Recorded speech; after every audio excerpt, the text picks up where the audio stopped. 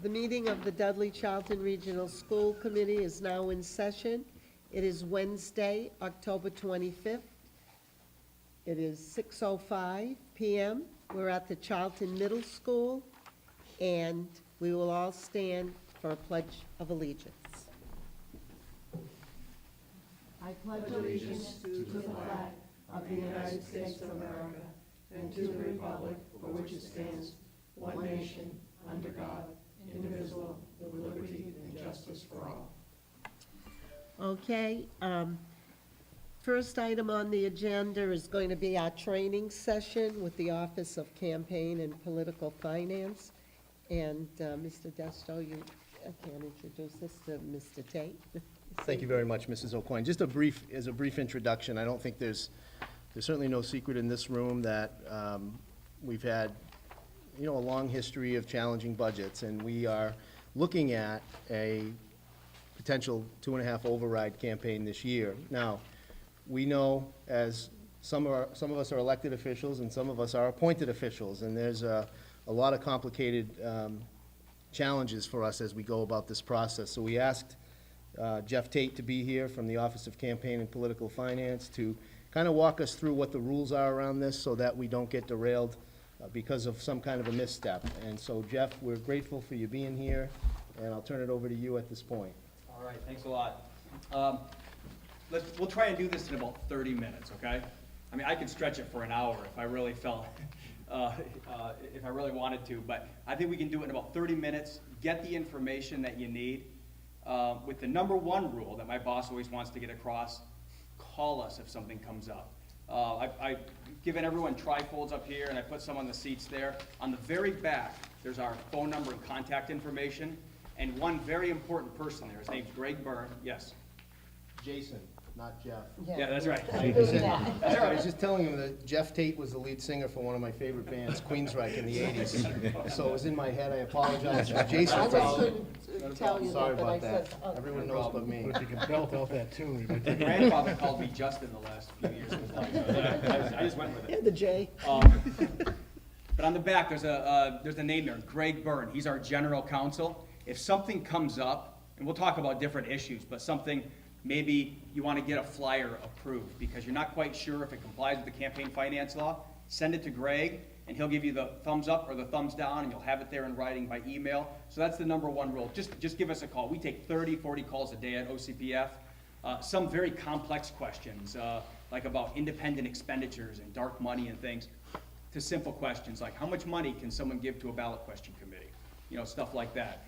So feel free to give us a call. I'm going to go briefly, I'm going to describe OCPF briefly to you before we move on to the meat of what we're here to talk about. So we'll talk about OCPF, then we'll talk about public employees and public buildings, then we'll get into ballot question activity and what public officials can do and what they can't, and talk briefly about ballot questions, and then we'll talk about how we resolve campaign finance cases, because the campaign finance law is a criminal statute.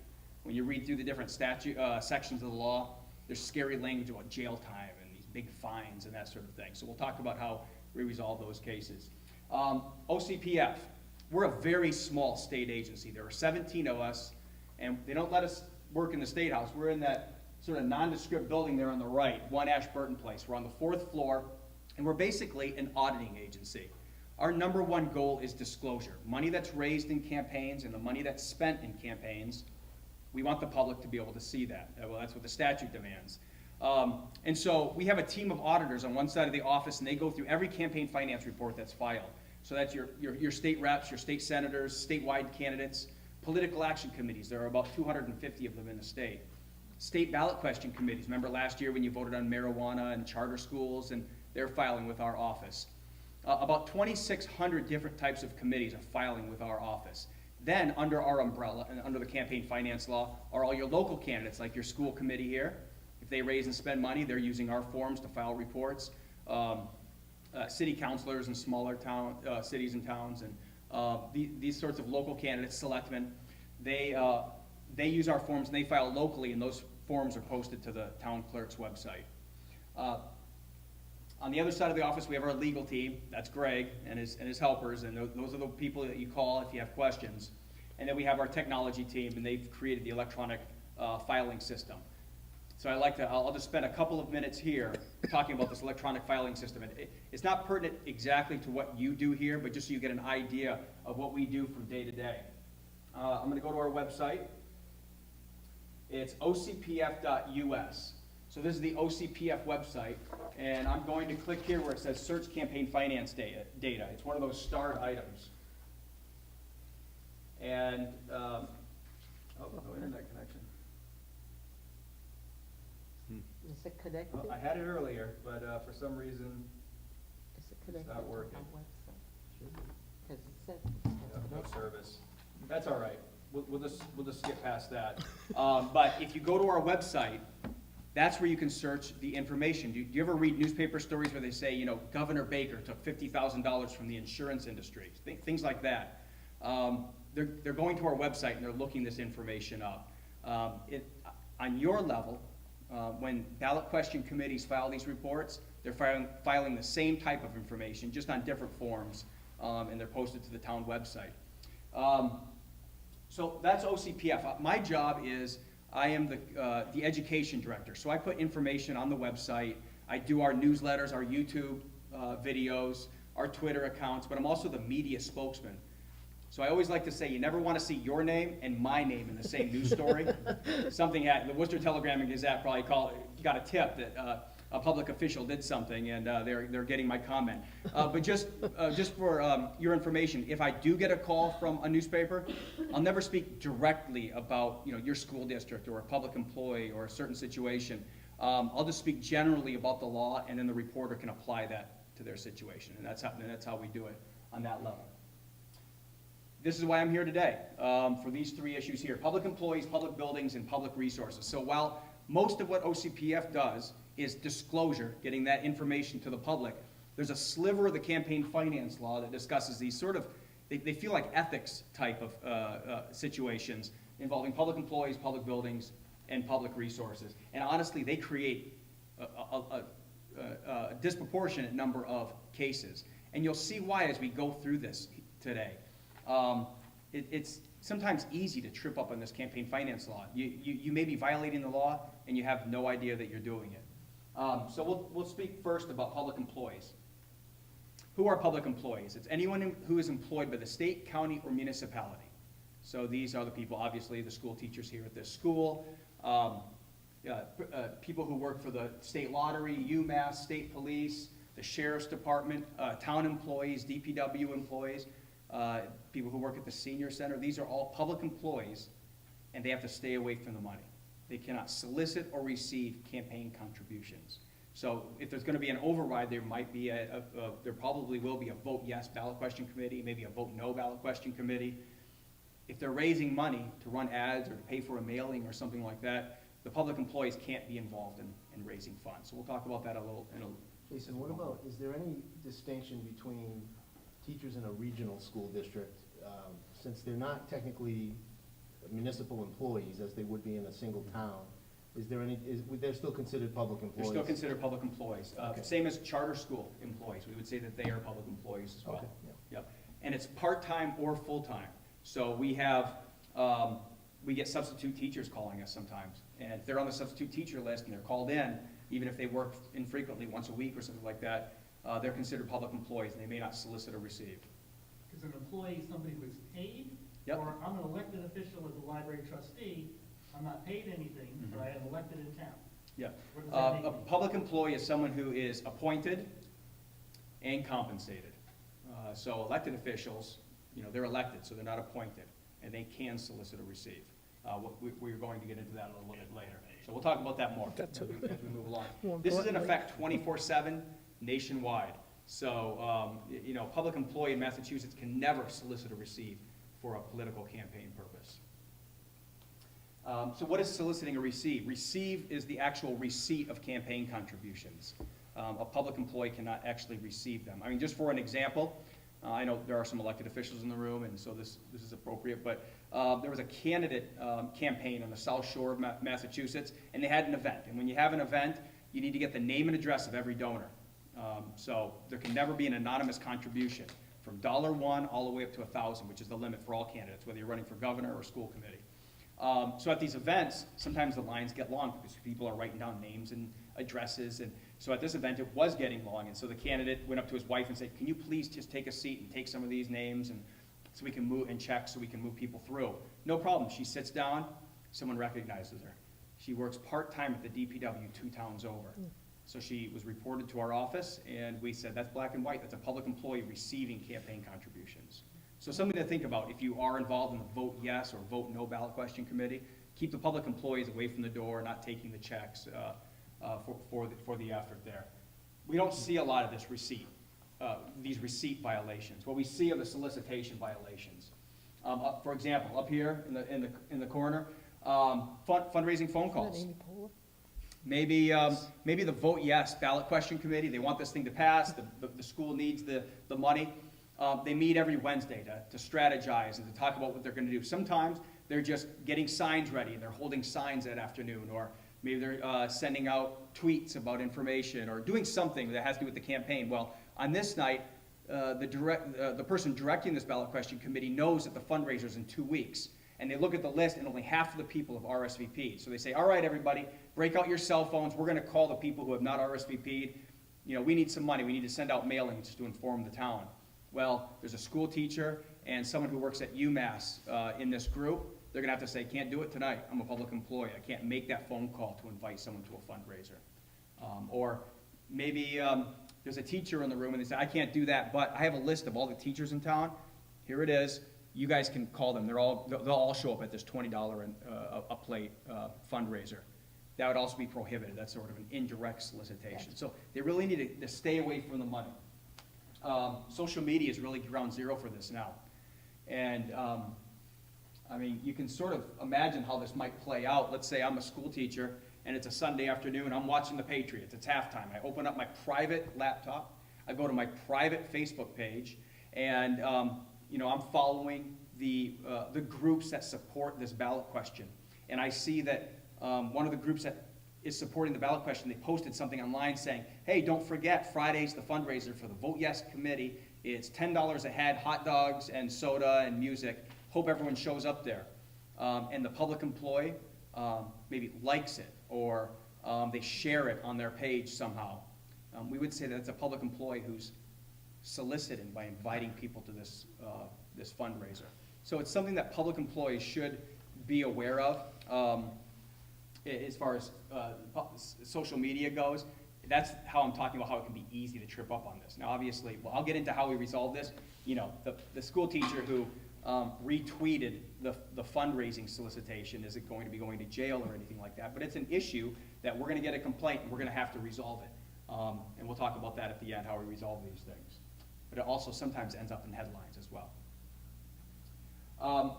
This is an invitation to a fundraiser. It can be sent by Evite, or it can be sent by mail, but this says the Vote Yes Committee invites you to a night of music, and a choir is going to be singing, and the mayor and school superintendent will be talking. A corporate CTO, CEO is going to be there, the police chief, $20. If this gets sent to OCPF, we're going to say, oh, that's a violation. And can you guys see why? Police chief. Yep, the tickets are $20, so it's a fundraiser, and there's the police chief involved and the school superintendent. We don't care about the mayor because the mayor's elected, so that he or she can solicit or receive, but because 2 public employees are involved in this, we'd say that's a violation, and we would have to take some sort of action to correct that. Usually it's we say you have to cancel the event or make it free or something like that, which we hate to do that, but our general counsel has determined that that's the only way to make something like that legal. What about fundraisers at public employees' homes? You know, maybe a principal of one of the schools has a great home with a big yard, and they're like, you know, why spend money renting a facility? We can just have it in the principal's backyard, a band and a hot dog, a bunch of grills. That'd be prohibited. We say that fundraisers cannot happen at public employees' homes. But there is the spousal exception. Maybe you know someone, maybe she's a banker, and she has this nice yard, and she said, have the fundraiser at my home, but the banker's husband is a school teacher. Can you have it still there at the house? We say that's okay so long as the school teacher, you know, is not there for the night. Maybe goes to the movies that night or something. Takes a break from his house for the night. He goes to the vote, no fundraiser. Yeah, right. Public employees may not be treasurers, so I guess, you know, this is just a good FYI also for the school committee members here. If your treasurer is a public employee, they cannot, they need to resign. So when you create your ballot question committee, please have a non-public employee as treasurer of the committee. Elected officials are exempt. Public buildings. It's similar to public employees in that there's just a ban on soliciting or receiving in buildings used for governmental purposes. So, you know, here, we're in a government building right now. I know it's off hours, but this rule would still apply here. If a school committee member's walking out and runs into a parent and they say, you know what, I can't go to your fundraiser for the election, but here's the $20 for you. Because you're in a government building, a school committee member would have to say, I can't take it here in the building, but I can do it out there in the parking lot. It's actually the four walls of the government building where soliciting and receiving can't happen. You can probably imagine where this law came from. It's from the 1800s. It was to protect public employees from, you know, the day when a mayor would march through City Hall and demand money from all his employees. It was to protect people from that. So we're not probably going to run into this here with this school committee override type of vote, but just an FYI. Where you might run into it, let me just make sure I have the correct slide, yeah, is if you're involved with the vote yes ballot question committee, or the vote no for that matter, ballot question committee, you might be gathering a bunch of emails so that you can blast out information and for, you know, either soliciting or asking for votes. Scrub all the government email addresses off. It's hard to read, but this one says georgehood@lynn.ma.edu. That's a red flag. It's a government email address. Please don't send campaign information to government email addresses. Okay. And now we're moving on to public resources. This is really the meat of it. It goes back to a decision from the 70s, a court decision where the city of Boston said, hey, you know what, we need to pass a property tax reclassification. Boring stuff, but they decided it was very important, so they appropriated $1 million to support this thing. Well, some taxpayers in town said, that's not fair, we're against it, you're gonna use our tax money. They went to court, and the court decided in favor of the taxpayers, saying that public resources cannot be used for campaign purposes. Public resources, they're anything that's paid for by the taxpayer, like municipal vehicles, municipal copy machines, employee time, postage. Postage is a big one. A lot of towns, they'll say, you know what, we need to, we hope everyone votes yes, so they make a flyer and they'll mail it out to the whole town. That's prohibited. That's the use of public resources to distribute campaign information. Let's say teachers are too busy to do this, but I'll just come up with that scenario. Maybe the teachers decide, you know, one day, instead of teaching kids, they're gonna spend the day making phone calls asking for yes votes, which won't happen, but we would say that's prohibited because they're on the clock. They're supposed to be teaching and not campaigning, okay? And I'll just, I should have introduced this a little bit earlier, but when I'm talking here about for using public resources for an election purpose, I'm talking about the actual election, the ballot question itself, not town meeting in Dudley or in Charlton.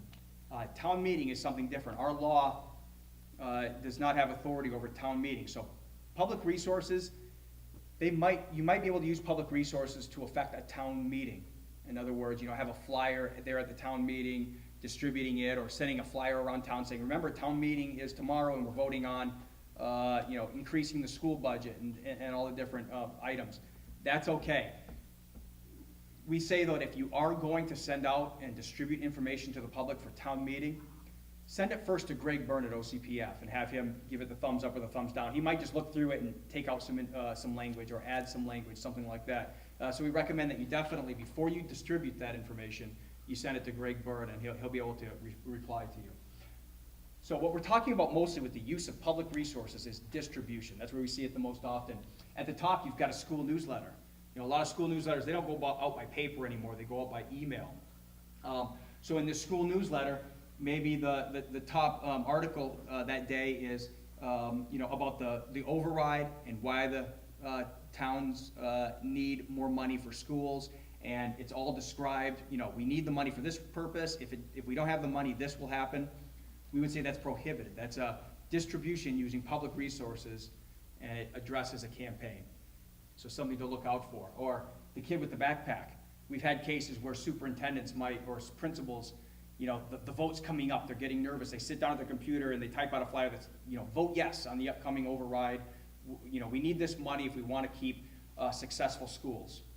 They make 1,000 copies, they give it to the teachers put it in the backpacks to take home. That's prohibited. That's the use of public resources for a campaign purpose. And of course, you know, just direct mailing, using the school paper and postage to mail out information to the public. So it can't be an informative newsletter or anything like that, there's no really gray area? It cannot, no. Okay. Cannot. Or an email, too. You No, cannot not an email informative email, parents. no. So if Put it it doesn't, on the website, that school website. We'll get to that, yep, we'll get Okay. to that. what if this doesn't That's say to fine. vote yes or no, it just says we're having a vote and this is what it's about? That's what you mean, don't you? No. Yeah, that's, yeah, even that sort of even-handed type of Right, information no, just is the facts, prohibited. just the facts. There is a statute, and I can't recall the citation at the top of my head, that allows your town governments, the legislative bodies, the selectmen, or however you're organized, to approve a one-time mailing to residents. But there are some different steps that need to be taken. If you're interested in that, please feel free to email me. My email's in the back, and I will send you the citation tomorrow. That's interesting, Okay? that's good to know. The use of email, you were just talking about that, it's prohibited as well. We get several of these cases a year because, you know, you don't really think of email as being a public resource because it's free really to send out. But it is a public resource, it's paid for by taxpayers. So we say, please don't use email to blast out information to parents. All right, we've been talking all about what you cannot do. It's probably been getting a little frustrating. You know, what can you do? There are some things that you can do. I'm talking, you know, public officials and everyone. Public employees, they can make contributions. You know, Saul Goodman, he's a professor at UMass Law School, public employee, he can donate to a ballot question or to a candidate. Hold signs on their own time. So vote yes, vote no, they can hold signs on their own time, public employees can do that. They can take a position on a ballot question. You know, the superintendent, the principals, you know, they have to study this issue. Why do we need this money? And we do need this money, because if we don't get it, this will happen. They can take a position. If they get a call from the newspaper, they can say, yes, I hope everyone votes yes, because, you know, we need these funds. They can come up with reports. They can attend meetings with documents. So, yes, public employees can take a position. I've gotten a call once before, I'll get to this. Sure. A call once before where there was a conversation between teachers and parents at the bus pickup. And the teacher was like, yeah, we need this new school, we need this debt exclusion to pass, and there was a complaint. We said, no, they can discuss things like that. Like, you know, people can take positions. We just hope we don't see campaigning. I guess, so, as the superintendent, I'm a public employee. We could, if we were to say we wanted to have a meeting in the auditorium, anybody who's interested in, it's gonna be a budget workshop type of thing, whatever. Not anymore. No. You said I can take a position on a ballot question, so how far does that go? How far can I go with that? I guess. If you're in the auditorium, you can say, vote yes. Yep, you can say, and these are the reasons why. Yeah, that would be But by permitted. holding that meeting in the auditorium, Is that use of That would school be okay, resources? and it is a use of resources, so you're right, it feels like you can't do that, but you can, we'll get to that in a minute, it's called equal access. Okay. Oh. In the statement that you made before the question, Jason, you said that you can take a position, you can attend meetings, and then you said with documents. So are we able to have something to distribute that's informational in that environment? So many gray areas with this, right? Right. Yes, if you're at a meeting, let's say the superintendent goes, he's invited to speak to a group in town, let's call the Knights of Columbus, let's say, and he goes there, and there are 30 people there, he could hand them 30 documents that outline why the schools need more funding, something like that. Because these people are coming to a meeting, and so they're expecting a handout. It's not being distributed unsolicited, Okay. okay?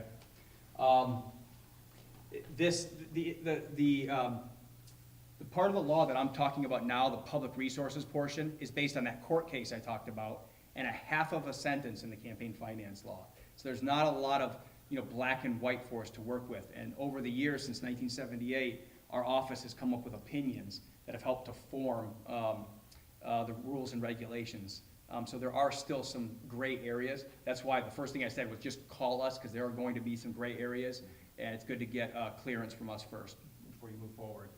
I already talked about this, but yeah, a lot of times it's interaction between parents and principals and whatnot at the school bus stop. Yes, that can be discussed there. The teachers shouldn't have, flyers that say vote yes and hand it out. But while they're standing there, they can discuss the ballot question, talk about it. Permitted. This is if you're not on Twitter, that's a tweet. Wait, no, that's Facebook. And this is a public employee, and it says, as many of you know, the vote for the new school is this Tuesday. Please vote yes. Trust me, we need it. That's a school teacher, Megan McCarthy, who's sending that out on Facebook. Is that okay? Yes, there's no fundraising involved. It's her personal Facebook page. She can advocate for a vote on her personal Facebook page. Can school committee, can elected officials do that as well? Yes. Yep. There's not much that an elected official cannot do. Okay. Permitted. Teachers, public employees, they can go to a PTO meeting on their own time and discuss the ballot question. If there's a meeting during the day where the topic is, should this regional school district pass the override? And maybe it's a meeting of business leaders. It's the Chamber of Commerce, and they invite the superintendent during the workday to speak to them about this. The superintendent can go because it's under his umbrella of responsibility. So he can go and he can talk to that group, even though it's on school time, and he can address them about the issues. But should a school teacher be dismissed so that he or she can go speak to the group? We'd say no, that's not their responsibility. Their responsibility is to be in the classroom teaching kids.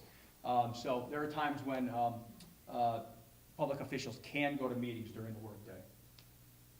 Analyze the impact of a ballot question. I mean, you'd be irresponsible not to do it if you don't have reasons for why money or a new school is needed. You can analyze the ballot question and have a document, and I'll tell you what you can do with the document here pretty soon. We already talked about this. Yes.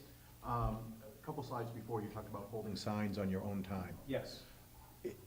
If somebody were to take a vacation day, is that considered their own time? A vacation day, yes. Okay. Please don't knock in sick for the day and then. Right, okay. We'll see you. Yeah, exactly. On TV, We'll have a lot of vacation days. permanent vacation. There you go. So yeah, at a public meeting, you can bring documents, the analysis that you've created. You can hand that out. We ask that there be no campaigning on it. Like there shouldn't be like yes with like exclamation points, vote yes, that kind of thing. But just like a regular document. Speak to the press. That's okay. Public employees can do that. Here's the website. So there's a school website, and you're talking about all the normal stuff that websites do, information for parents. But if you look right here, it says, click here for information about the November 5th ballot question election. Do you think we have a problem with that? The answer is no.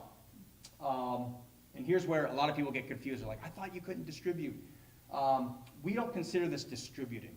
We consider this just placing it out there for the public to come to get, instead of being distributed unsolicited. So many school departments, they will put that there. We hope we don't see the flashing vote yes. Like, vote yes for the November 5th override on this website. I'd say that's too much. That's campaigning. But this is okay. I mean, if I'm a voter or a taxpayer in town, I'm like, you know what? Hey, honey, that vote's coming up next week. I don't know if I'm going to vote yes or no. I'm probably going to go to the website, and I'm going to go to the school department because I'm seeking it out.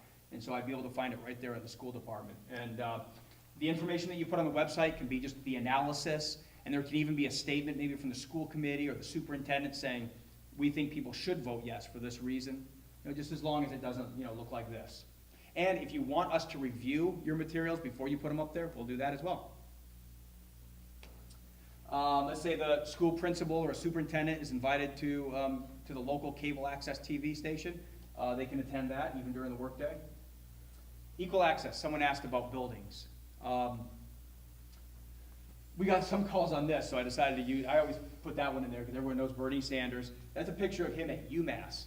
UMass, that's a public university, that's a public resource. Is he allowed to go in there and ask for votes and ask people to vote for him? We say yes, so long as equal access is granted to Hillary Clinton or Donald Trump. So the same goes even on the sort of the micro level here in the local town. You know, can school committee members or the Vote Yes committee go to the senior center and offer coffee and donuts and talk about the issues and ask for votes? We say yes, so long as the Vote No group can do it or other candidates can do it. So long as equal access is granted. So that's the senior center up there. Then we say it's okay. All right. So in other words, the Vote Yes ballot question committee could meet in this room, you know, with 30 or 40 people and talk about, you know, their plans. No fundraising because we're in a government building, but they could do that. And as the superintendent, if I was a part of that meeting, I could advocate for why I feel like we need this to be successful. As long as the group that doesn't want it to be successful, we're not turned away from using the facility too, should they want to. That's right, at another time, yeah. Other examples of equal access? Jason, can I go back to the Oh, sure. website question? So if we were to, we can post on our website something that essentially says, this is what our district pathway is gonna be, should we take no action, and this is what it would look like if we have more funding, and this is the, kind of the, where we are now versus where we wanna be in the future, we can do that. Yes. Okay, Yep, you can do that. thank you. Other equal access issues that I've come across, you know, calls that I've taken, the Vote Yes group. These aren't public employees or anything. They're maybe friends of the school department. They have the flyers that say Vote Yes, and they're in the school parking lot giving it to parents at parent pickup. Can they do that? We say yes, they can. But if that Vote No group calls and they say, we saw them doing flyers, we want to do it next Thursday under the same terms and conditions, you'd have to say yes to that too. So it's something to weigh. The school administrator can say, we don't want any politicking because it will open the door, or they can say, yes, you can come in and you can hand out these flyers. But it would be equal access to all. All right. Or I'll just do one more. Maybe the high school, we're still in the football season, right? The high school football team is playing on a Friday night. The Vote Yes group can be there on public property handing out their Vote Yes, but the Vote No group can also be there handing out their Vote No flyers. So we don't have to invite them. You don't have to invite them, no. But if the We Vote No, just can't turn them away. that's right, you just can't turn them away. You can't invite them, but, or you don't have to invite them. All right, so we're done. That was it for the public resources, unless you have any final questions? Right. I do have a Okay. question, actually. So all the things that you talked about, like we're in the auditorium and we're handing out stuff, we can use public resources to take that position as long as there's equal access? Or we still can't make the stuff on the school copier? You, at a meeting, some meeting that you're going to? Yeah. Let's say, you're meeting with the Chamber of Commerce or something? Yes, you can use public resources to make those copies. Okay. If 50 people are there, then you'll give out 50 copies. We had a case once where a superintendent, I think it was a superintendent, went to a meeting like that, brought, 300 copies, and 20 people were there. But they said, take these copies, you guys can use those and distribute them. Distribute. Yeah, so but that's prohibited. So you want to just hand out the number of copies to the number of people who were there. Okay. The other question is, if we were to engage, say, a public relations expert to help us sort of create materials to just, what we want to say is like I described before, like this is what the path we're on and this is where we want to be, and we need some help with kind of understanding just how that all works. Can we do that with public funds? Or how can we use public funds to get help with public relations on this? Do you know what I'm saying? That's one of those issues that we've never answered. And I think that you might want to send that to Greg and ask. We tend to be very conservative and we say, don't do it unless you get it in writing from us. I'm trying to think through some of the scenarios. I mean, if you're using public resources to create, some people may see that as creating a campaign, and there may be an issue there. But at the same time, our office does allow communities to use public resources to advocate for the town meeting vote. So maybe you could say, we're only going to be creating materials for the vote at town meeting and not for the ballot question. In all honesty, just to full disclosure, the only thing that we really want to get help with is creating materials that simply say what our situation is. I don't even want to say to anybody, vote yes. I just want to say, this is the sort of the history that led us to the budget challenges we have now. This is what our strategic plan says our schools can look like. And essentially, I want people to read that and say, and just determine for themselves what they want for their Yeah. children. Yeah, I think that's something that could probably be approved, but then I think Greg will have to Okay, give you I'll final reach out to approval on him. that. Yep. Yeah, thank you. Good. So, I've been telling you all along, like, you can't use public resources for this, you can't do that. So how do you get the word out? It's usually done through ballot question committees. These are committees that are set up through your town clerk. So if someone's setting up a vote yes committee, they would file an organizational form with the town clerk here in Charlton and, what's the other? Dudley. Dudley, Charlton and Dudley, sorry. And then that committee can start to raise and spend money for this ballot question. It's usually set up, sorry, school committee members, by the elected officials. A school committee member and a PTO member oftentimes get together and say, let's start a vote yes committee. And they do raise some money, and that money is what's used to pay for those mailings that the school department wants to send but can't. And so this vote yes committee, they do the lawn signs, vote yes, they do the mailings, they take out the ad in the local newspaper, and they do the spending. There are no limits for ballot question committees. So, and there are no prohibitions on businesses giving. So someone, if they're generous, they can give 10 grand to the ballot question committee. Maybe a business in town, they don't want their taxes going up, so they give 10 grand to the vote no committee. There are no limits, and businesses can give. I mean, for the school committee members here, you know that businesses can't give to you, and you have limits of 1,000, but for ballot questions, it's wide open. Anyone can give, there are no limits. The disclosure for ballot question committees happens on what we call an M102 form. It's the same form that's filed by your local elected officials. And it shows name and address of all donors. If it's a $200 or more donation, then occupation and employer is required. And it also shows all the expenditures, the vendors, where you bought the lawn signs and the different ads. And that is filed with the local clerk, and the local clerk will scan it and put it up on the website if there's more than $1,000 in activity. Ballot question committees, there's not a lot to go into because there are no limits and there are no restrictions on who can give. But the reporting periods are important. These ballot question reports are due 8 days before the election and 30 days afterward. So 2 reports will disclose all the different spending. It's different on the state level. You may have read stories about all the millions that poured into the marijuana question and the charter schools question. They file more frequently, but basically the same type of information, but it's only filed twice. And it's filed in both towns. So it's filed in both towns. If you're an elected official in a regional school district like that, you're probably thinking, I don't file in both towns. The law is different for the elected officials on a regional school district. You file in the town that you're registered in. All right, so resolving cases. Our office has the power to fine for late reports. So if your ballot question committee doesn't file the report 8 days prior to the election, then fines can be assessed for $25 a day. But that doesn't happen very often. So how do we resolve cases when we actually get complaints? Oh, I forgot, my internet doesn't work. But it's working now. Let me give this a try.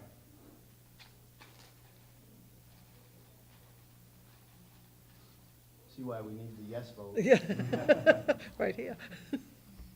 It's Only thinking. you can say that, Jack. So our office resolves cases in three different ways. First, through what's called a public resolution letter.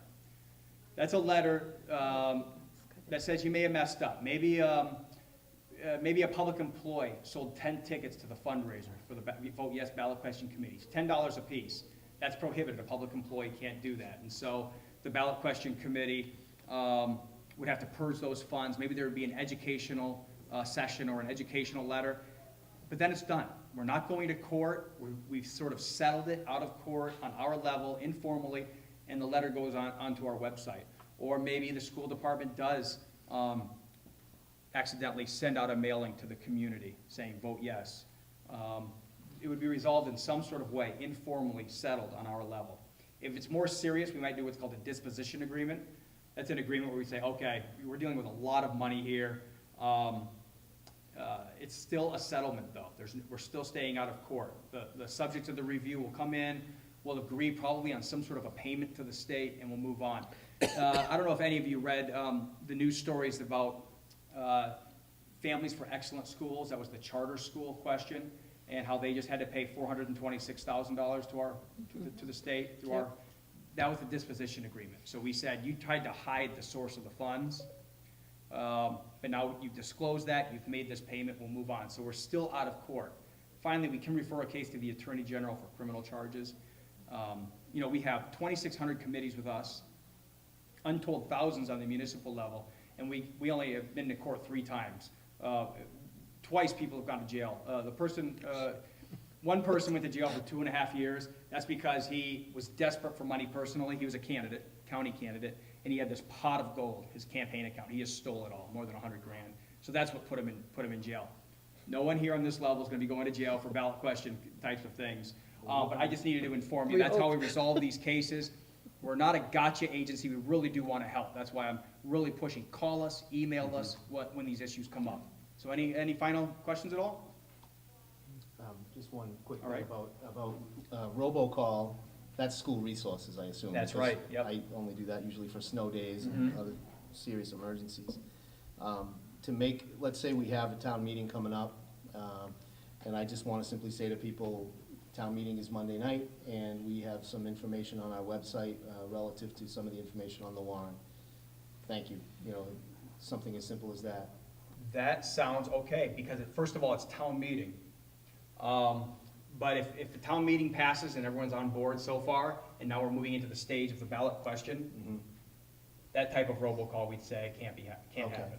What about same scenario, but it's for a public forum to discuss all this? It's not about the vote or anything, it's just like Saturday night at the school, it wouldn't be a Saturday night, let me rephrase that. Thursday night at the school at 7 o'clock, we're gonna have a public forum to provide information relative to the school district budget, something like that. That is okay. All right. But we ask you to be very careful with the language, so again, before you would do something like that, please Yeah. run it past us. Okay. Yeah. I'd show you where it was on our website where we say that's okay, but I can't get online, so. I appreciate it, though. Any other questions? I have Okay. Are we allowed to use the help of, say, a VOTEC school nearby to help us print postcards or flyers or things like that? That is not a good idea, no, because that's still public resources. Okay. There are some educational exemptions, like, I think we had a case once where, not a case, but a question, an advisory opinion, where they said, we want to teach our students how to make websites. Can they make a website for certain candidates or committees? We said, in that kind of a setting, that would be okay. Most of the time, we would say that's the use of public resources. Okay, thank you. Can I add something to that? The VOTEC school charges, the customer per se, charges them for materials. There's an Yep. invoice and there's a bill from the VOTEC school. Could they then use the VOTEC school Yeah. for printing? By they, if you're talking about the Vote Yes committee, then yes, they could, as long as they're being treated. How about public officials and school employees? What's the scenario? Just as the school committee member said, they were interested in using the VOTEC school to print materials about a public forum or an upcoming ballot question. The VOTEC school doesn't do it for free, so it's not Yeah. use of public funds. Depends on who pays for it. So if the school department's paying for it, no. No. But if a school committee member, an elected official is paying for it, it would be okay? It would be, there would be some disclosure requirements, but with your town clerk, if she sort of asking, you know, let's say an individual decides, I'm just gonna spend $1,000 so I can print this stuff up and then hand it out to neighbors, they could do that, but they'd have to file a form saying I spent $1,000 to do this. All right. Thank you. Feel free to call us as you get closer to the election. Thanks. Thanks. Thank you very much. It's a lot of good information. Good job. Kind of scary.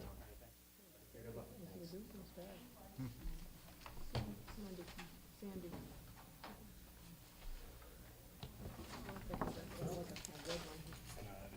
Oh, she always does that, because I got a red pen, I don't want to sign it. Do you have anything? Oh, no, I didn't get that. Oh, no, make a statement. I won't write Sign it in red. I'll stick out. Well, that was interesting. Very interesting. I'll give it back. Ooh, my. Mrs. O'Coin. The kids are coming at Thank you very 7. much, I'll give it to you So- back. Well, we'll just skip that. You'll Once notice we when the see crowd the gets big. kids. Yeah. When the kids come in, then we will. It's working, just needs to be wound up. Thank you. Okay, Came out. thank you, Mr. Desko, that was very informative. I mean, I learned a lot. Mr. Matthew did a lot of the legwork to get Jason Yeah. here, so appreciate that. He's a So, good teacher. what we can do and we can't do. I'm not doing anything. Yeah. I'm not either. Greg, I'm not doing anything. Don't move. I'm not getting in No, trouble. it's, to me, frankly, I think we're freer than I thought we were. Yeah. Yeah, it was. It's interesting, the distinction between the election, you know, the ballot question and Yeah. town meeting. Yeah, I think town that's a meeting's a good very one. important distinction. But the only thing is, do we really need a lot of money for our campaign? No, I don't think No. we do. No, I but we don't have to think question so. that 7,500, of course. That's What? That's what you're referring to, isn't it? Yes. So we Yeah. might have Yeah. to cancel that. Well, I know, I'm gonna look into Yeah, that before we tomorrow. spend it. Have we paid him anything? No, yet? not Yeah, you yet. gotta Well, check. did you ask them that question? I did. He said it was great. Yeah, Go send the stuff to Right. Brian, whatever his name is. but I don't think that we'll have to raise money No. for this. Okay, now, we'll do the approval of the minutes. I'll entertain a motion to approve the minutes of our regular meeting of Wednesday, October 11th. So moved. Do I have a second? Second. Discussion? Elaine? Change on page 3.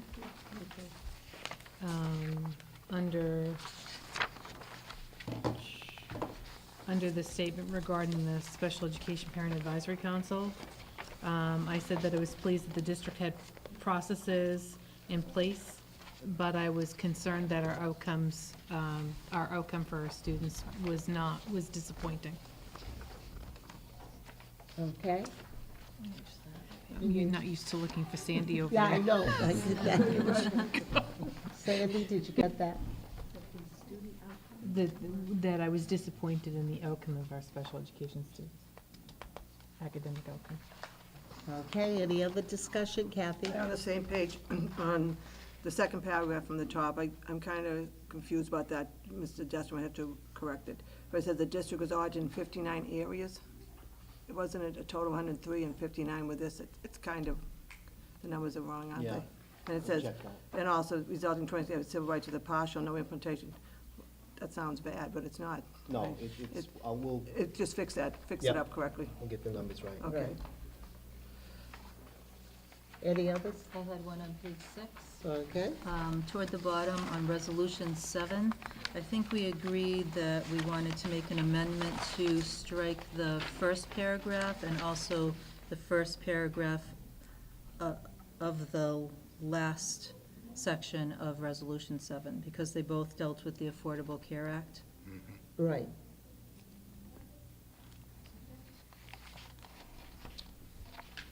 Okay, everybody agree with that? Sandy, you got that? Okay. Anyone else before we take the vote with the corrections or additions? Okay, seeing none, all in favor? Motion carries, it's unanimous. I'll entertain a motion to approve the minutes of our executive session of Wednesday, October 11th. So moved. Do I have a second? Second. Discussion?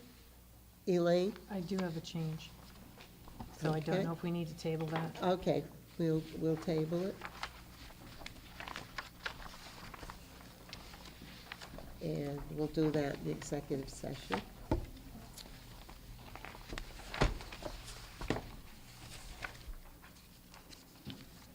Okay. Approval of the warrant. This evening, we do have a warrant. Citizens Forum. Do I have anyone this evening that would like to come to speak with us? Come forward. Okay. We'll table school spotlight until, It might not be too long. We might be able to do it before we start new business. okay, so we'll table it for now. How about our student rep report?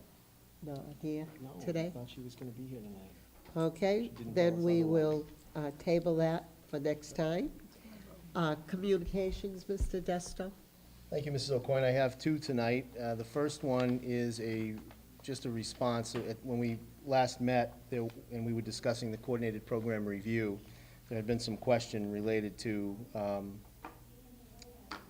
the coordinated review, question number 24, which had to do with reviewing all materials to ensure that there are no generalizations or bias in them. And there was some concern in our discussion that, is this going to lead to banned books and so forth?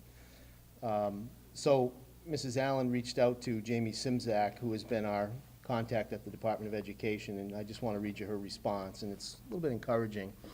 She said, first, this is a great question, so congratulations on having asked a great question, and one definitely worth further discussion. She said, my quick answer is it's not about using the banned books, it's about providing supplementary materials to show all perspectives. And then she went on to say, also, although not completely public yet, until right now,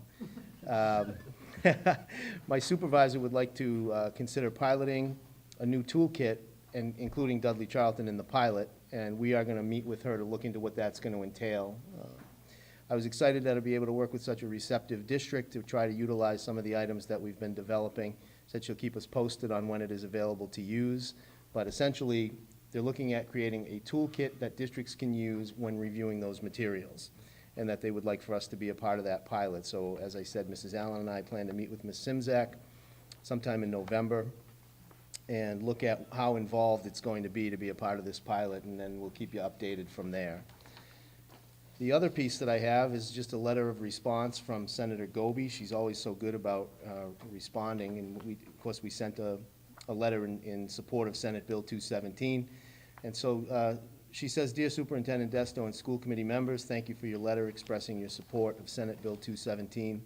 I believe that a review of the regional school funding model is critical for the success of regional schools statewide. The information and perspective provided in this letter is helpful in framing the issue. I will continue work with Senator Chandler to advocate for the passage of this bill, and testimony from individual school districts is a useful tool in communicating to the Education Committee the need for reform. I'll make sure to forward a copy of this letter to the committee chairs. Thank you for all the work that you do, Senator Goby. Thank you. That concludes That's mine. communications. This evening, I have no communications. How about members? Anyway, I just have something with the regional meeting that I'd just like to bring up during budget.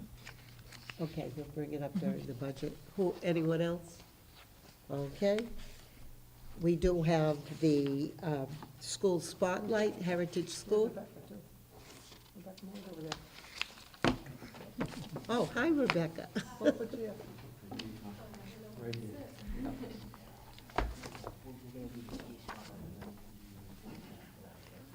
This is the first time I'm meeting Rebecca. I didn't know this was Rebecca. So, hi, Rebecca.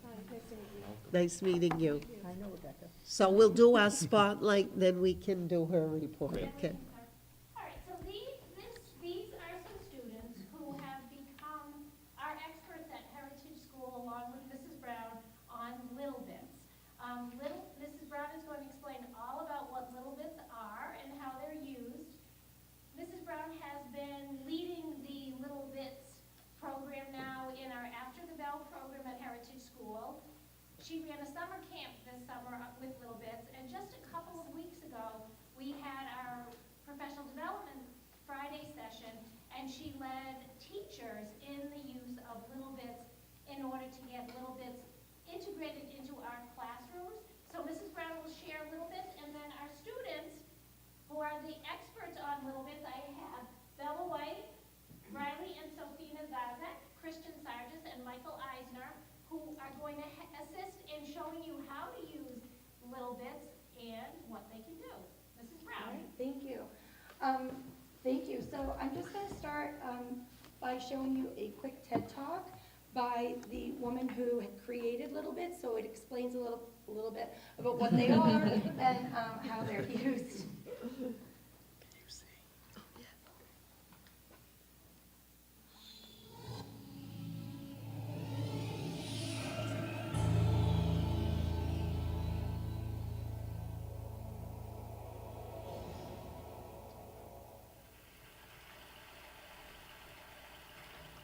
This may sound strange, but I'm a big fan of the concrete block.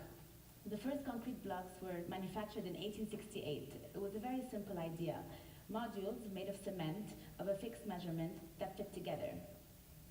Very quickly, concrete blocks became the most used construction unit in the world. They enabled us to build things that were larger than us, buildings, bridges, one brick at a time. Essentially, concrete blocks had become the building block of our time. Almost 100 years later, in 1947, Lego came out with this. It was called the automatic binding brick. And in a few short years, Lego bricks took place in every household. It's estimated that over 400 billion bricks have been produced, or 75 bricks for every person on the planet. You didn't have to be an engineer to make beautiful houses, beautiful bridges, beautiful buildings. Lego made it accessible. Lego had essentially taken the concrete block, the building block of the world, and made it into the building block of our imagination. Meanwhile, the exact same year at Bell Labs, the next revolution was about to be announced, the next building block. The transistor was a small plastic unit that would take us from a world of static bricks piled on top of each other to a world where everything was interactive. Like the concrete block, the transistor allows you to build much larger, more complex circuits, one brick at a time, but there's a main difference. The transistor was only for experts. I personally don't accept this, that the building block of our time is reserved for experts, so I decided to change that. 8 years ago, when I was at the Media Lab, I started exploring this idea of how to put the power of engineers in the hands of artists and designers. A few years ago, I started developing Little Bits. Let me show you how they work. Little Bits are electronic modules with each one specific function. They're pre-engineered to be light, sound, motors, and sensors. And the best part about it is they snap together with magnets, so you can't put them the wrong way. The bricks are color-coded. Green is output, blue is power, pink is input, and orange is wire. So all you need to do is snap a blue to a green, and very quickly you can start making larger circuits. You put a blue to a green, you can make a light. You can put a knob in between, and now you've made a little dimmer. Switch out the dimmer, the knob, for a pulse module, which is here, and now you've made a little blinker. Add this buzzer for some extra punch, and you've created a noise machine. I'm gonna stop that. So beyond simple play, Little Bits are actually pretty powerful. Instead of having to program, to wire, to solder, Little Bits allow you to program using very simple intuitive gestures. So to make this blink faster or slower, you would just turn this knob and basically make it pulse faster or slower. The idea behind Little Bits is that it's a growing library. We want to make every single interaction in the world into a ready-to-use brick. Lights, sounds, solar panels, motors, everything should be accessible. We've been giving Little Bits to kids and seeing them play with them, and it's been an incredible experience. The nicest thing is how they start to understand the electronics around them from every day that they don't learn at schools. For example, how a nightlight works, or why an elevator door stays open, or how an iPod responds to touch. We've also been taking Little Bits to design schools. So for example, we've had designers with no experience with electronics whatsoever start to play with Little Bits as a material. Here you see, with felt and paper water bottles, we have Jordi making.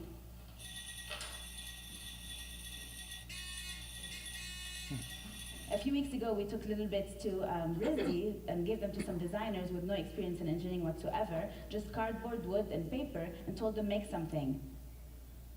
Here's an example of a project they made, a motion-activated confetti cannonball. But wait, this is actually my favorite project.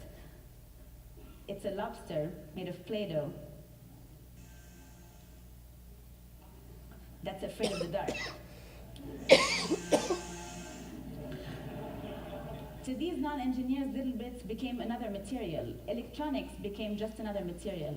And we want to make this material accessible to everyone. So Little Bits is open source. You can go on the website, download all the design files, make them yourself. We want to encourage a world of creators, of inventors, of contributors, because this world that we live in, this interactive world, is ours. So go ahead and start inventing. Thank you.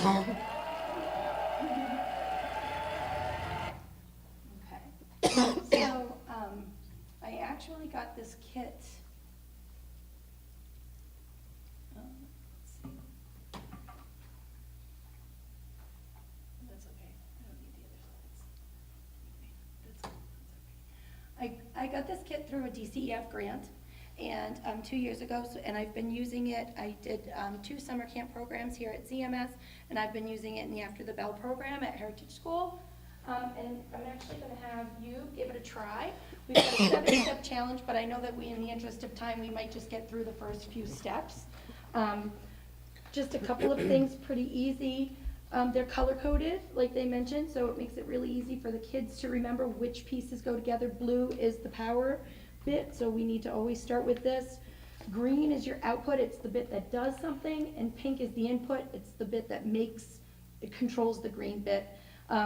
We have a little screwdriver so we can adjust the sensitivity on some of the other bits, and then there's an orange wire so you could make your circuit a little bit longer. So I'm gonna have the kids carry over some of the trays, and some of you might need to share. We'll share. We share. You can come with us, Rebecca. Okay. Yeah, you're gonna help You're gonna us, do all the right? work. Yeah, I thought she was gonna We're let me gonna do it by share. myself, I was scared. And we'll do it together. We're gonna share. That's fine. We're gonna share. Teamwork. Okay. Joe's very smart. Yeah. Would you like to share? Yes. Okay. Because he's very Would smart. you like your own, or would you like to share? You don't want to share, okay. Mr. Dester wants his Turn this way to own.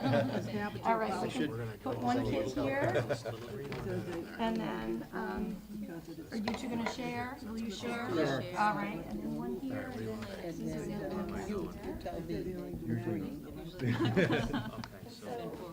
How about a light? these are gonna circulate, and if you have any trouble or questions, We can't even do one. That's why I chose Ray. He's doing it.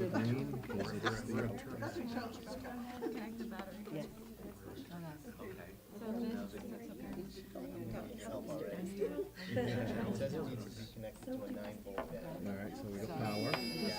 The green is, put the green in. The green.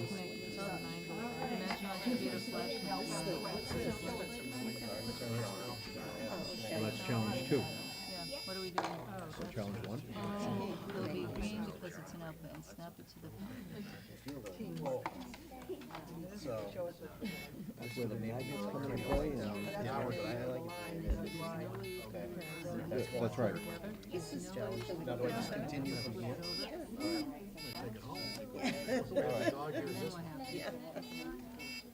I could hear it clicking out like a magnet, right? So this is the light. yep, you can't put them the wrong way, it won't allow them to stick together the wrong I way. guess it's the here. Ah, there you go. Am I correct? So when you put, there's your power bit, and then attach it to the power bit your light.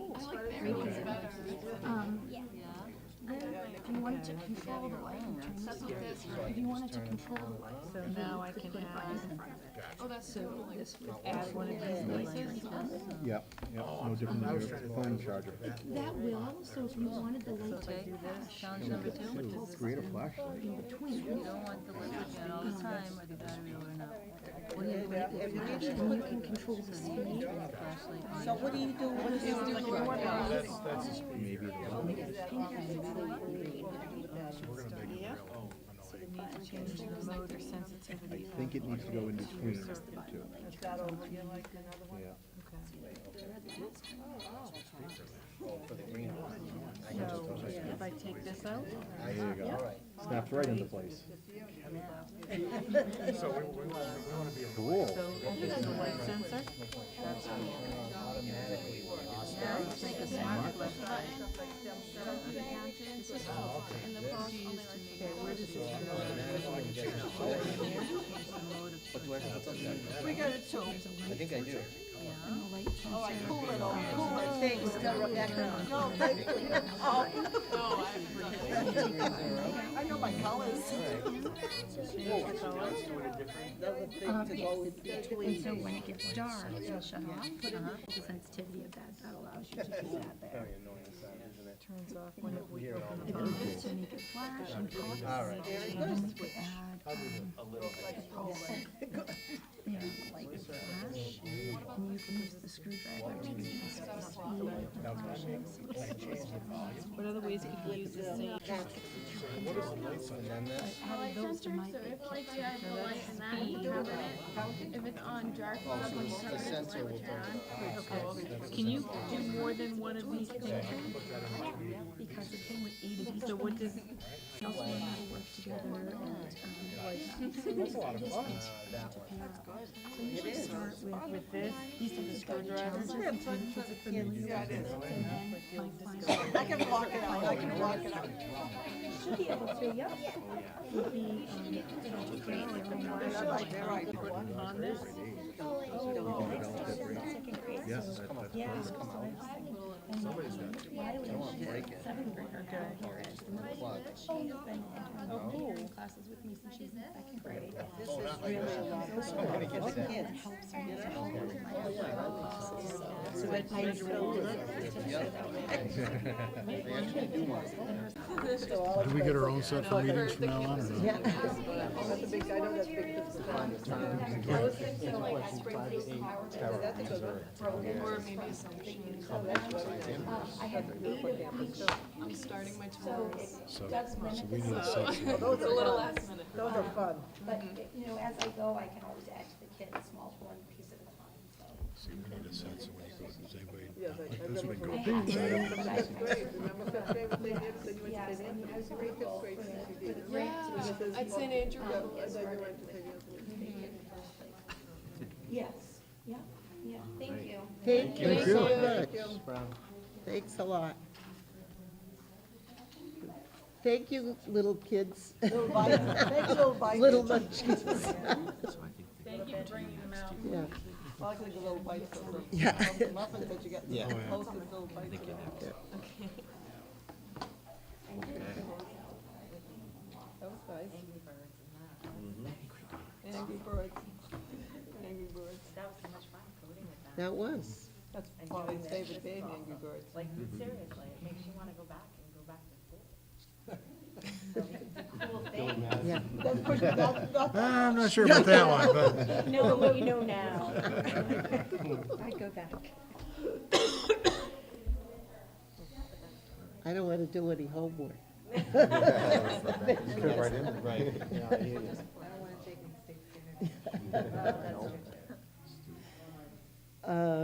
So it brings us up to, in fact, we will introduce Rebecca.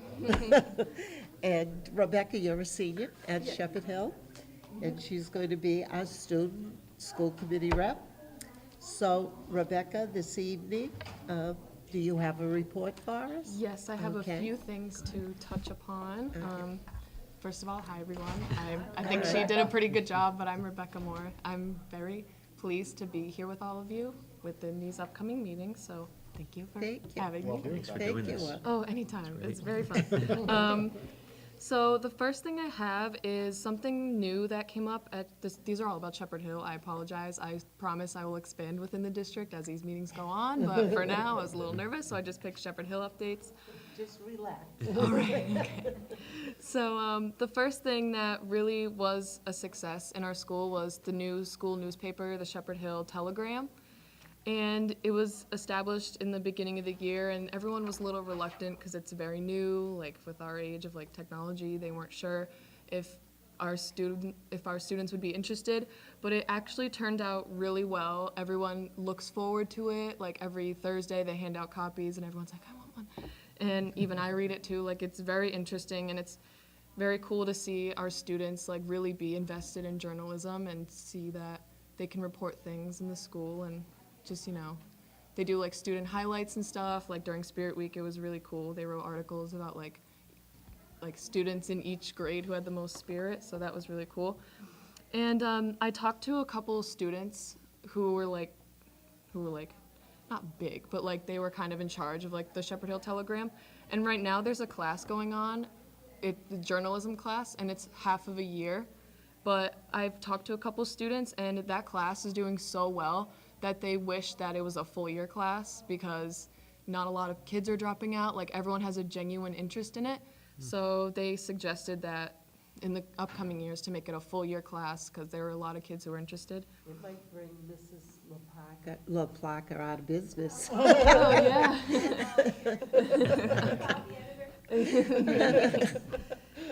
All right. Sounds good. And just want to bring up a little highlight that Student Council put on a very successful Spirit Week here, where it's our annual Spirit Week. It's like colors, and like we had a travel day, remember, or touristy day. And every year there's a different theme for pep rally. So this year was Disney movies, and the seniors were High School Musical, and we won, of course. So that was really fun. And then also for the Student Council, they are also preparing for the annual Mr. Shepherd Hill beauty pageant, which is a big hit at our school. Like tickets sell out, it raises a bunch of money, and basically everyone loves it. And there are people asking escorts and like planning their dances, or not dance, yeah, they do dances, like really funny dances, and planning their own talents. So that is coming up in the works, and everyone at Shepherd Hill is looking forward to it. And then one more thing just to touch on is that today on the announcements, I thought it was pretty interesting that the National Honor Society is starting to collect non-perishable food items for the Thanksgiving holiday season for families in our community who don't really have those or can't really afford it. And it's a really nice, I know being a part of it myself last year, like driving around and delivering it to the families, it is such a wonderful feeling to just see their look on their faces, to see that they can have a Thanksgiving because of the hard work that we put in and caring enough to provide for them when they can't for themselves. And yeah, so that's all I have so far, so. That's great. Very good. You did Thank great. you. Thank you. Thank you. Any questions for Rebecca? You did a great job. Thank you. Just to add something about the telegram, it's the telegram, Yes, R-A-M, get it? capital It's- R-A-M. And it's really something. I mean, I have to say, I was a little concerned about the frequency with which it's produced every week. But they're pumping out, and they're taking on issues. It's not just to say, not that there's anything wrong with saying football team won Friday night or whatever. That's important news too. But they're taking on national issues, world issues, and putting really thoughtful opinions. I'm very impressed with it. And, I think importantly, how can you access this? Well, I get it on Twitter. Every article is generally a separate tweet. But if you ever want a hard copy, I can certainly get you one on a weekly basis. Just let me know. Yeah, I like it. Coming up, I'm very excited for that one, so. Great. Thank you. Thank you, guys. Thank you so much. Okay, Superintendent's report, Mr. Desto. Thank you, Mrs. O'Coin. I have a few things tonight. I want to begin by just expressing the concern to the committee. I provided you with a copy of an article in the package with a link to Auditor Bump's report on supporting and encouraging regional districts. I did that simply for your informational purposes, but I wanted to note in public how encouraged I am with many of her comments, many of the findings in her report. Among them, and probably the two, for me anyway, and certainly there are other members here who may want to chime in on it, the biggest ones were the one we hear all the time, which is a recommendation to encourage. She's recommending that the state do more to encourage regionalization. And the one obvious thing that's on a T to hit is fully fund, as the law says, regional transportation funding. I know it's easier said than done, but it's yet another person in a position of authority who is saying if we fully funded regional transportation, it would be a nice first step. She's also got some other more radical recommendations in there in order to simplify governance and budgeting for regionals. It's a significantly more complex process for all of us than it is for some single-town regions. And one of the things that's in her report is a recommendation. It isn't a hard recommendation as much as a suggestion for a single tax rate across a region. So if we're Dudley and Charlton, that there would be one tax rate in both towns. If you're a five-town region, there would be a single tax rate across the 5 towns. And there's even something in there that says the possibility of considering independent taxation authority for regional school districts. So the school committee, I assume, would have, and this is again a suggestion, not a hard recommendation, would have the authority to tax. And I have never heard that before in my life. It's very radical, it's interesting, it's aggressive. I don't see it happening, but and I'm not sure that you'd want that to happen, but at the same time, it's a really interesting report, and it's encouraging that someone in her position would take this much of an interest in regional schools. I do know that she has a very strong working relationship with Senator Goby.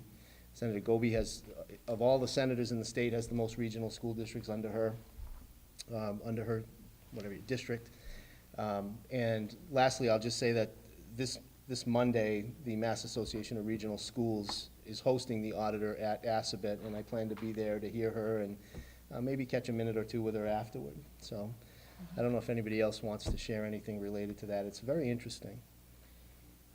I actually brought the agenda for Monday's meeting in case anybody else was interested in going. I am planning on going as well. I would like one. Her full report is a 68-page report, so it's worthwhile to take a look at it. There would be some things that we might want to fine-tune our thoughts on moving forward, but I was very happy that she was supporting the legislation for the commission to study regional school district budgets. I think that will move us forward in a really good place to be able to bring hopefully some recognition to some solutions for us. So I am looking forward to her talk on Monday. She has talked down at the conference, and it's always very insightful. Where might the recommendations go from here? Is there a plan from here, or she was asked to do this audit, and she's come up with these recommendations, and what happens next? I don't know. Do you have any idea? I really don't. I don't want to say anything skeptical because I have optimism with the fact that there's just more attention being brought to the issue. But I really don't know what next steps would be, but I assume we'll find out on Monday. Okay, does that conclude superintendent's report? No. I'm sorry. I have a few more things. And you know, the next one, maybe not quite as optimistic, is just a quick update on MCAS 2.0. Just to say, I guess more for the public than anything, that student scores are being mailed home to families, very likely probably the Monday of next week, they'll go out in the mail, along with a description of how the new scoring and achievement level process works. It's a lot more, it's completely different, and so it requires quite a bit of explanation. And yesterday, toward that, I sent an email to district families, which included a letter from Acting Commissioner Jeff Wolfson, and his letter was essentially to say that there's a new test in town. It's very different and much more complex than the old one, and if it appears to you that your child's scores have gone down, don't worry about it because it's a baseline year. So big takeaways for us as a district are that there's no change to our accountability level. As I said, this is a baseline year, and the new test is far different and more complex. I would go so far as to say that, in my opinion, and I'm not speaking for anyone but myself, it's a park in MCAS clothing. It seems incredible that despite the outcry to simplify this process and put less emphasis on standardized testing, the state has made it even more complex, and it's really quite amazing. But in the end, we'll just continue to control what we can and do our very best moving forward. Community Reading Days, want to say a quick thank you to our committee members who were able to get out and read, and also to all community members who were able to read to our kids during Community Reading Week last week. It was truly good for the heart to see so many different aspects of the community represented, and it seems like everybody, the kids and the adults, have a really good time and really enjoy themselves. And I'll thank also those reading specialists and library media specialists who organized the events at their respective schools. I just wanted to say it's so much fun going in there. This year I get promoted to Heritage. I actually went up to 4th grade too. Wow. So I went from kindergarten, 1st and 4th. Every day was a different, and it's unbelievable how cute they are. Yep. And it's such a big deal. It's a lot of work. You think you just walk in, but you know how much work went into planning it. It's a super week, I should say, super week. And you hit on an important point, which is that we do so much work away from the students that when you do get in the classroom at that level and you look and you say, my goodness, are there better kids in the world than these kids? You know, they're just so awesome, and it's really encouraging. You come out really encouraged. And it is so great that we still do this, because a lot of schools don't do this anymore. Yeah. And we keep going, which I advocate. And as I pointed out to Sandy, only somewhat humorously, but it's true, I got a bunch of thank you letters from one of the classes that I read to. One of the letters, not once but twice, said that I am a very kind person, so I want to point that out. And I have proof, you saw it, Sandy, so, yes, thank you. Check the handwriting, was it AJ? It was- no, he's the last of the 4,000 that would have said it. All right, so moving on, But before you move on. Oh, sure. I just wanted to say that the most challenging part of Community Reading Day was trying to make what the school committee did sound interesting. to a young kid, yeah. That's a challenge. I've had that ongoing conversation with my own child, and he just still shakes his head. I understand. Well, the John and Abigail Adams scholarships, as the committee knows, are given annually to students in public high schools who have scored advanced on all 3 subjects of MCAS when they were sophomores, and also in the top 25% of their class. And I want to congratulate the 80 students who were awarded John and Abigail Adams scholarships at Shepherd Hill for their performance on MCAS. There is going to be a celebratory breakfast planned for them on Friday, November 3rd, at 8 o'clock in the morning, and I would say that the committee is more than welcome to attend and have a chance to offer your congrats if you want, whether publicly or privately, to these hardworking students. Tonight we had the students from Heritage School here, and I'm getting toward the end, Mrs. O'Coin. Be patient with me, please. We had the students here from Heritage School, but Mrs. Pastore had another event before that, and I want to mention it because I'm so pleased with the idea. Earlier tonight, they had specials night, and what this really is a rare opportunity to showcase what goes on in our specials classes: art, music, phys ed, health, technology. I may be missing one, but you get the point. These don't often get equal billing to the core subjects, but they're essential if we're to continue our commitment to the whole child, and so I'm grateful that whoever's idea it was, I thought it was a great idea, that we do showcase these classes, which I consider to be equally important, and I think we all do in our district. The last thing I want to say is that I spent a good portion of the afternoon reviewing the records of 10 students who are seniors at Shepherd Hill. You know, every year I have to pick the Superintendent's Scholar Award winners, and looking at the difference between the student who's currently ranked first and the student who's currently ranked 10th is like one person got an A+ once sophomore year and one got an A. It's so amazing. And the work that goes in, I'm really humbled by it, but that's really not the point I want to make tonight. What I want to say tonight is that I took some notes on this, and all 10 of the students, I reviewed the top 10. All 10 of the students were involved in a sport, a music, or an art. Every one of them, at least one, sport, music, or art. 6 of the 10 are enrolled in the STEM pathway or the Global Awareness pathway. And then other clubs that are represented include the Envirothon, the Chess Club, and a variety of others that were less frequent, but still. The point being, yes, these students are very smart, and yes, they're very hardworking, but if any students are listening out there, get involved. Parents, encourage your kids to get involved in other things and to challenge themselves in other ways and to expand their minds in other ways, because it pays off in the classroom too. And it's just another reminder of that. And I thought I would bring that forward publicly. And mercifully now, Mrs. O'Coin, I am done. Thank you. That brings us to new business, Director of Finance and Operations report, Mr. Matthew. Thank you very much. I do have a couple of items this evening. First, donations. Since the last meeting, the district has received an additional, yes, this number is correct, $10,381.57 for the John Pierre Memorial Fund, bringing the total to $18,107.57. That is just an overwhelming statement of Mr. Pierre and his impact. I make a motion to accept the donations to the John Pierre Memorial Fund. Do I have a second? Ray? Second. Okay, discussion, any discussion? All in favor? Motion carries, it's unanimous. Thank you very much.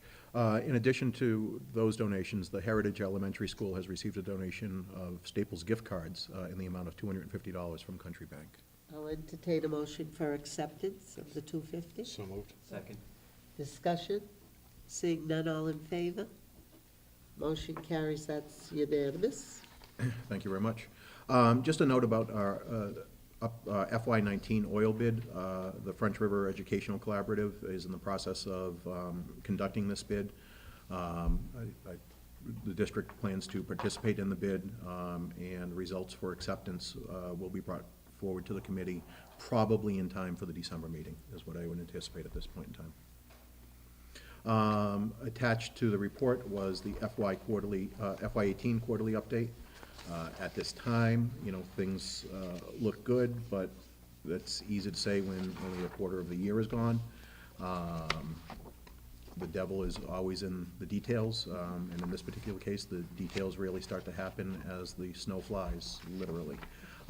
So let's hope that it's indeed the NOAA forecasted winter of warmer than expected, and our snow expenditures are limited there. I will bring forward the special revenue report. I want to create a slightly different format and just group all of the accounts a little bit differently to maybe make it a little clearer for the committee, and I'll have that at the next meeting. Just a note about the high school generator replacement procurement. The bid has been advertised and should allow for school committee consideration at the 11/8 meeting. And just a last quick note about the Wage and Benefits Subcommittee. They met on 10/19 to discuss cafeteria positions, consolidating the advertised van driver and kitchen assistant into one. And that was approved without a Should we take a vote on that? I'm not sure of the protocol, so I would defer. Probably should be. Yeah. Okay. Who's on the Wage and Benefits Subcommittee? What else is new? I just No. want to tell everybody, how much time did I spend up at the office Thursday? I should have gotten paid day. More than a full day's work. I went home for lunch, that was about it. So we had a meeting Thursday morning on this, because we had discussed this back in Elaine, the I'm spring. on it too, Yep, Elaine and but Elaine. I could not attend for the first time Thursday, so Kathy was Yeah, there. we had discussed this in the spring when we were rearranging the schedule because Andy was retiring. We thought, in the past, he was the manager of the whole district plus Shepherd Hill, and we thought it should be split. So we wanted to wait till things settled down over the summer, so we are hiring have we hired the new manager for the Yes, Shepherd yes, Hill? we have a Shepherd Hill But cafeteria then this manager. person, the van driver is gonna take on some of the other work. So it's just a kind of rearranging of the job. So the van driver will get some more hours, going up 7.5 more hours, but he's doing more work because of it. So he's gonna help in the kitchen, he's gonna drive around and things like that. So does this become a benefited position now? It already was. It already was. It already the was. van Yeah. driver. Yeah, because it's 25 hours, anything over 20, you get benefits. Okay. We just wanted we're finishing up, it's kind of a continuation from last spring, but now that everybody's in place, it should be approved. So I make the motion, we approve this position for 32.5 hours. Second. Discussion, any more discussion? Seeing none, all in favor? Motion carries, it's unanimous. That's all I have for this evening. Okay. Thank you very much. Thank you, Mr. Matthew. FY budget, Budget and Finance Subcommittee report. Now, there was a subcommittee meeting, and Stephanie, did you attend that? I actually had typed up and printed off, and I forgot them at home, so. That's Good me in a work, good nutshell. job. Yep. Mhm. So, we just talked about the budget for the 2.5 override and how, we have put it out to all the principals on what they would actually need, for the money. And a lot of it came back as, it would be staff, which we've had to cut over the years, or we just haven't replaced a teacher if they've left or retired. So a lot of it was more about just getting the teachers to support the students. And we also talked about how the town of Charlton has not tabled the talk of the deregionalization study and how that may affect when we talk to them next week. Okay, any questions for Stephanie? Stephanie, good job. Mr. Desto, did you want to add anything? Only that,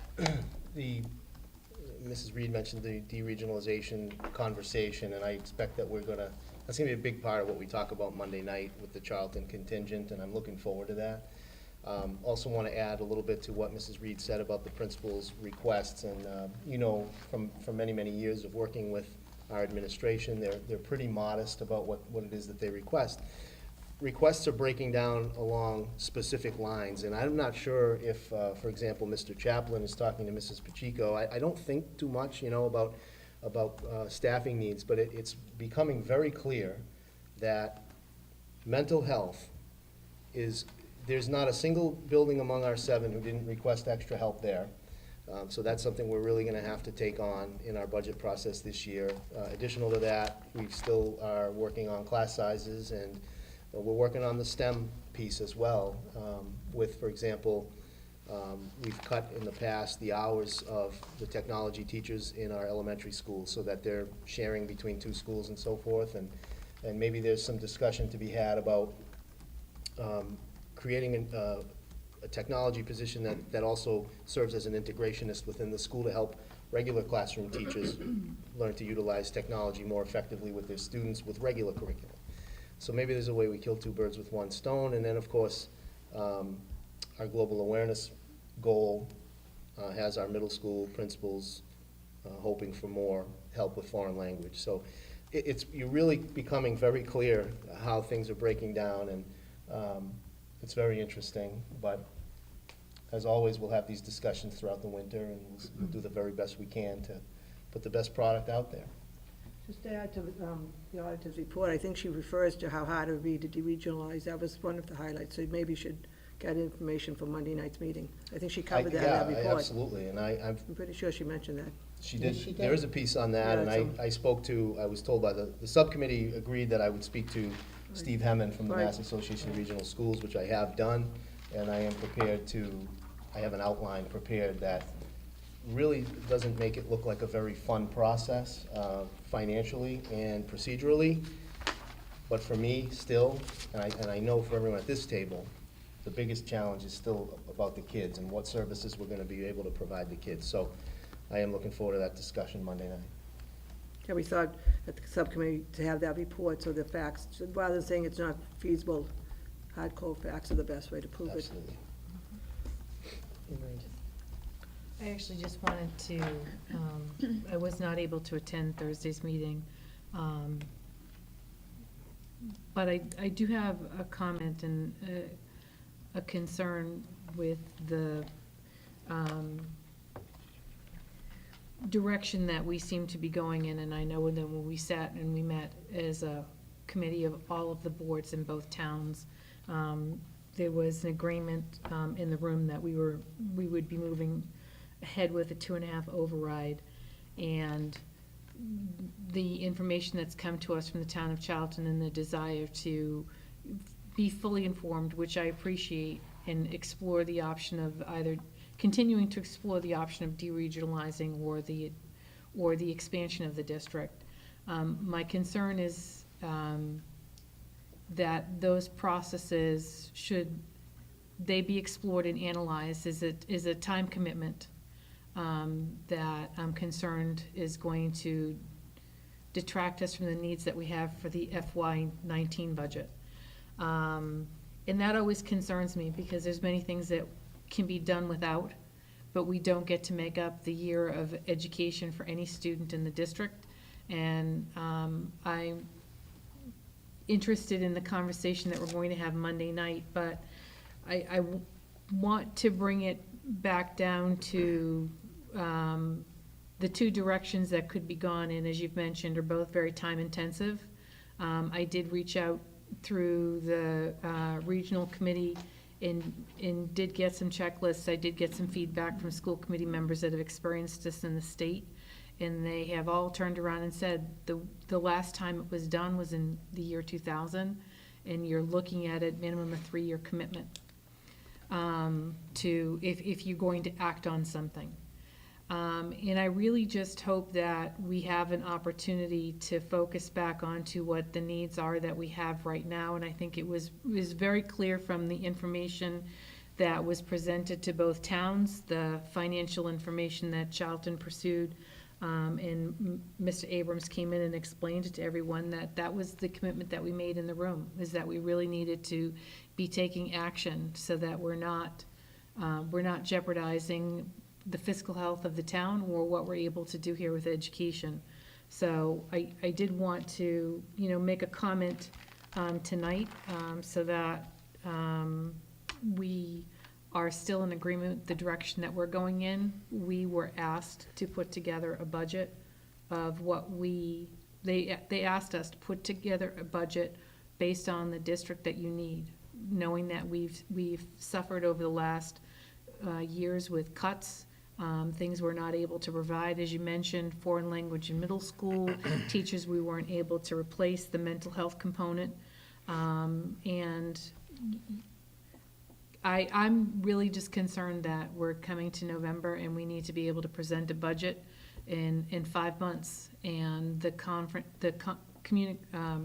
conversation that we have on Monday night is respective of the time frame that we are under to present a budget for FY19. Anyone else? Thank you.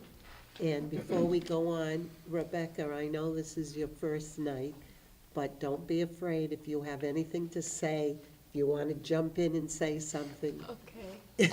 I'll say You're something. welcome to do it. Okay. I know it's your first night. Yeah. But then you'll get used to it. Okay, so I know you guys were talking about like the mental health aspect about it. Recently this year, Shepherd Hill students put together a mindfulness club, which is basically where if students are ever feeling stressed or if they just need to learn how to cope with all the work they go through in high school and how to deal with it, they meet I think it's every Wednesday, I'm not really sure, but I heard that's doing well too, so the students are obviously like, they're taking the initiative, so I just want to point that out, that like, that's something that's already in the works. Thank you, that's You're awesome. welcome. Thanks. Okay, that brings us up to FY 2019 budget discussion. Mr. Desto, do you want to start? I will, I have nothing really substantive to add to what we talked about under subcommittee. I had put this on the agenda partly because when we had the training at 6 o'clock tonight, in case any action needed to be taken based upon that. So I really don't have anything to add directly Okay. related to the FY19 budget. Anybody else? Just in the direction from the regional committee on Thursday night, when the Budget and Finance Committee meets in November, if we can look at doing a test run, including the October 1 numbers, with the Chapter 70. I know that other districts are using that and having Melissa King kind of giving an okay. I think we'd be closer, to having a good jumping off point with that, so that we're working as close as we can with hard numbers in November. That would be great. Anyone else? I had seen a thread on the MASC listserv about school calendars. I think it was today or yesterday. And it was interesting to me because there's a bunch of school districts that are questioning the 180-day rule and whether or not there is some way that we could lobby to change that rule or get some kind of a I don't know what to call it, an amendment to that rule, because they're looking at it from a financial standpoint as well as from a parental standpoint, where it's easier for a parent to take a day off than a whole bunch of half-days off for their children. But also, it's a way to save money on busing, because you don't have to bus the children just for a half day. Right. So I don't know if we want to explore that option a little bit as well in our district, because it seems like there's a bunch of people starting to talk about it, and it may be a good time to jump on that bus, no pun intended, and see if we can do something about that as well. It might benefit us. That sounds good. Will they increase the length of the day to keep up the hours? Would that be part of the thing? I know we're above the hours anyways, but. Yeah, we are, but Commissioner Chester, and by extension, his administration, Right. for lack of a better term, was absolutely committed to the 180-day, 990-hour rule. There was no give there, even when we had the ice storm and all that. So whether or not, if there's going to be change, there's got to be change. And I, you know, the new commissioner, this whole year, they'll be in the process of selecting a new commissioner. And I, in my opinion, this is an area that we might be able to make a difference. I'm really interested in this. And it started, years ago, I ran into the principal of Valdosta High School in Georgia, Valdosta, Georgia.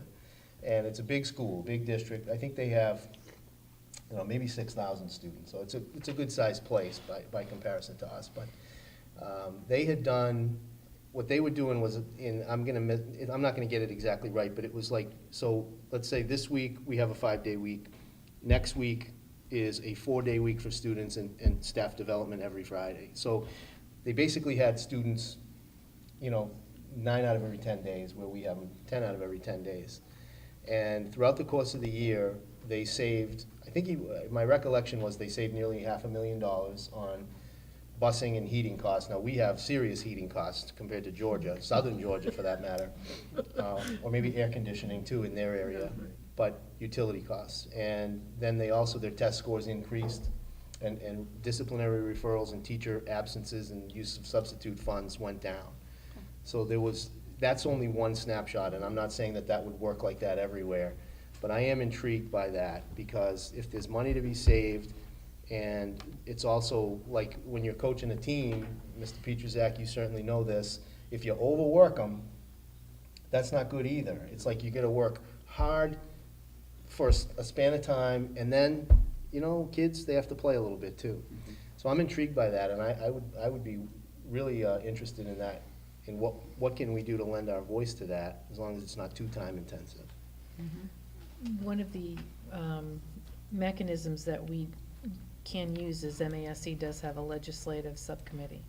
And this could be something that we could bring to their attention and ask for them to put it in to take legislative action. And I think that's one of those things that there's strength in having a greater voice. And Mary and I will both be down at the conference. It might be something that we can approach those people about how we could go forward with it. See, there might be other people that are looking at it more formally as well. I didn't expect this to come up tonight, but let me just add, we're not saying that we're going to do this. I want to be very clear.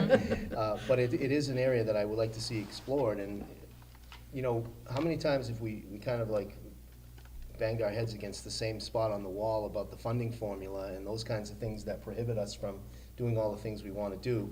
And looking at something like this, which has nothing to really do with the funding formula, but could be a way of saving money and inspiring students, possibly, and maybe staff, it's worth dipping our toe in the water. That's all we're saying. Good, thank you. Consideration of health insurance benefits policy, GDBD. This will be our first reading, if we have agreement on it.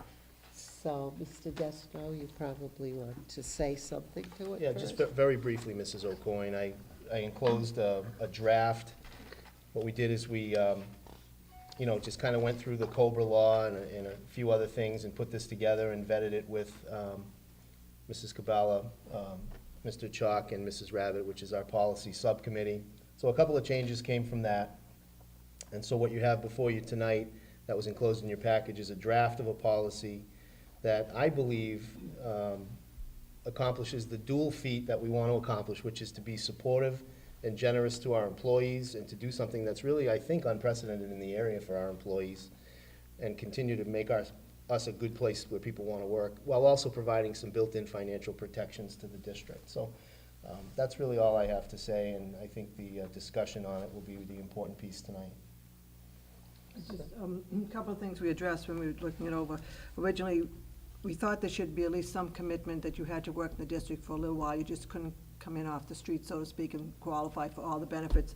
And we looked at the teacher's contract. I think after 4 years, you get $1,000. Is it something, after 4 Yeah. years, you get $1,000 death benefit? To your estate, yeah.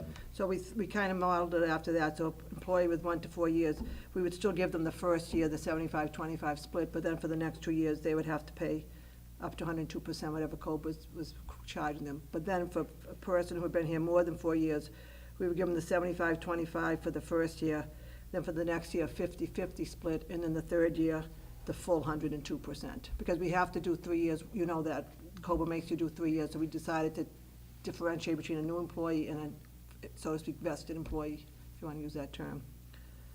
And the rest is pretty straightforward from the, we asked Mrs. Saboni to come in to explain COBRA to us, because there's certain deadlines. If you don't pay your, if the person misses their premium after 30 days, we would give them another, she would send a letter, someone would send a letter in 15 days. If they miss after 60 days, COBRA automatically drops you. So we want to make sure that doesn't happen to people. So we had advice from her, because she knows the law so well. Yeah. So that's incorporated into their, at the But bottom. then you put in too that if they didn't pay that, if they incurred any expenses in that time that they didn't pay, then they would be responsible? Yes, they'd have to pay. If they don't pay them. And is if that they- what, She agreed to that. She thought we were being very lenient with our policy, because we don't have to do any of this. But we felt it's the right thing to do.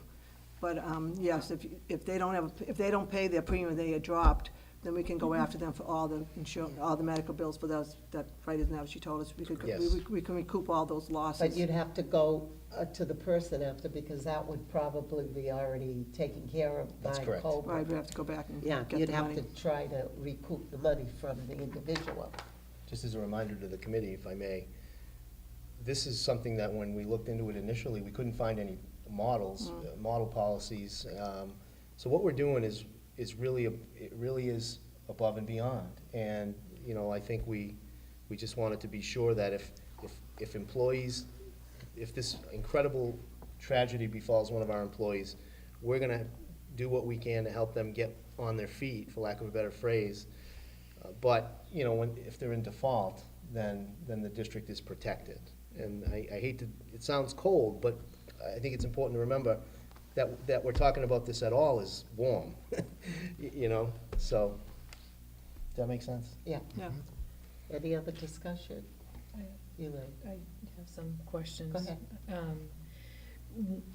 One, I would just, I think it's important to add the COBRA legal citation on it, because if COBRA changes, then I would think that we would want to be in line with what COBRA would be, so I think it's important to reference the law.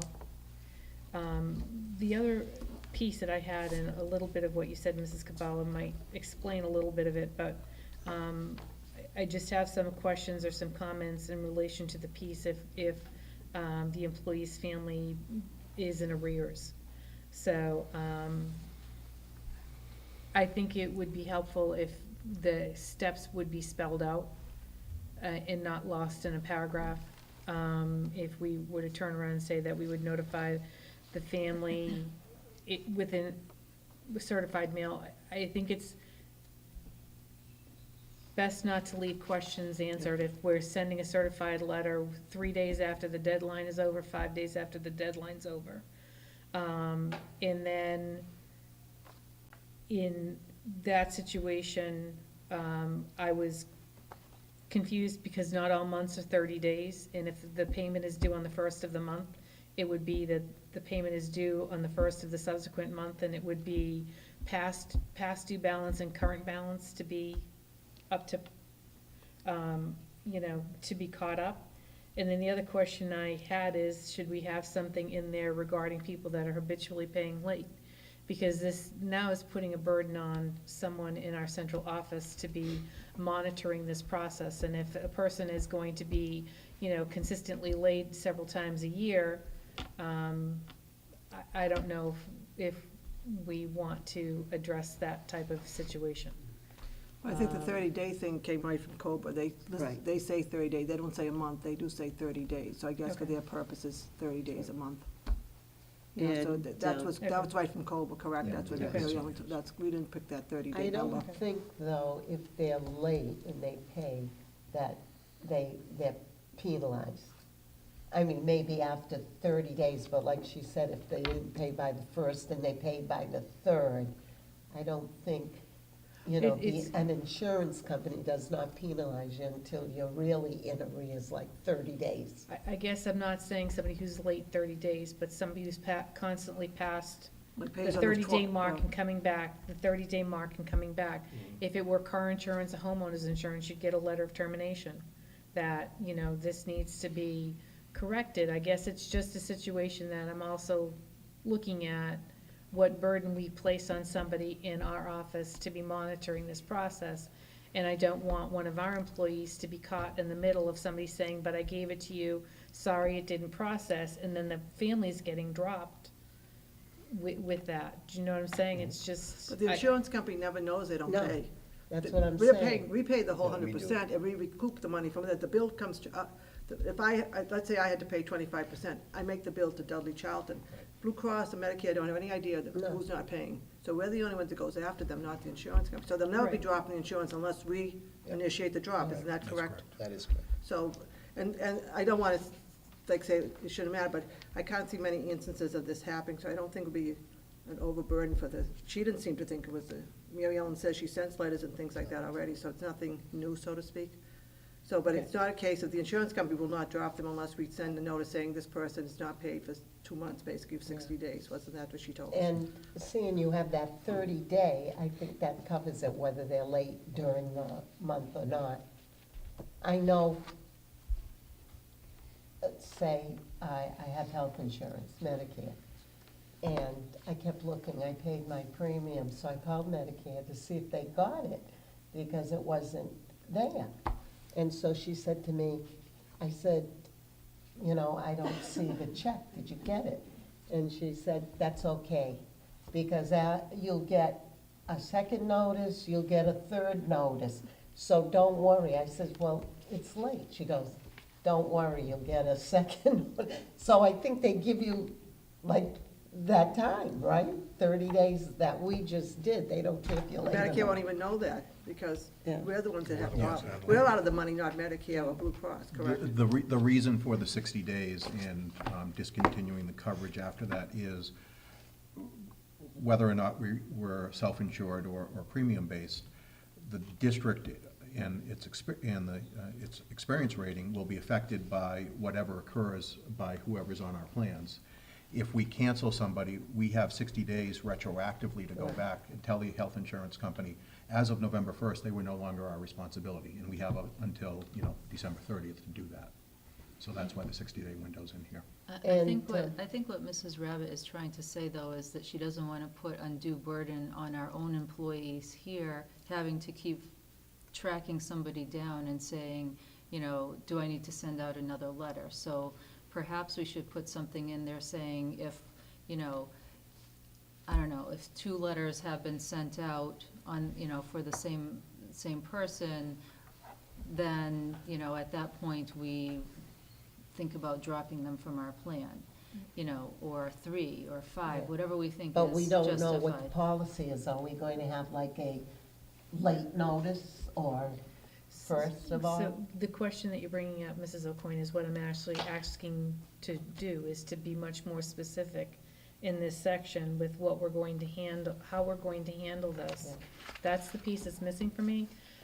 I hope that we're never in this situation again, but one of the comments that was made was that if we cancel somebody and we go back retroactively 60 days, they could have incurred thousands and thousands of dollars of medical bills that we now have to try and retrieve and reclaim. And that, if I didn't understand that correctly, please let me know, but we could be in a situation of having to recoup. Well, we could spell money. out, like, after 15 days, this is an example, after 15 days, you get a second notice, or, a late notice, or Well, let me just, something like that. we had better, not better, but more language in it than that, and Mary Ellen said we should be more specific, more general, don't be too specific, because then you can trap yourself.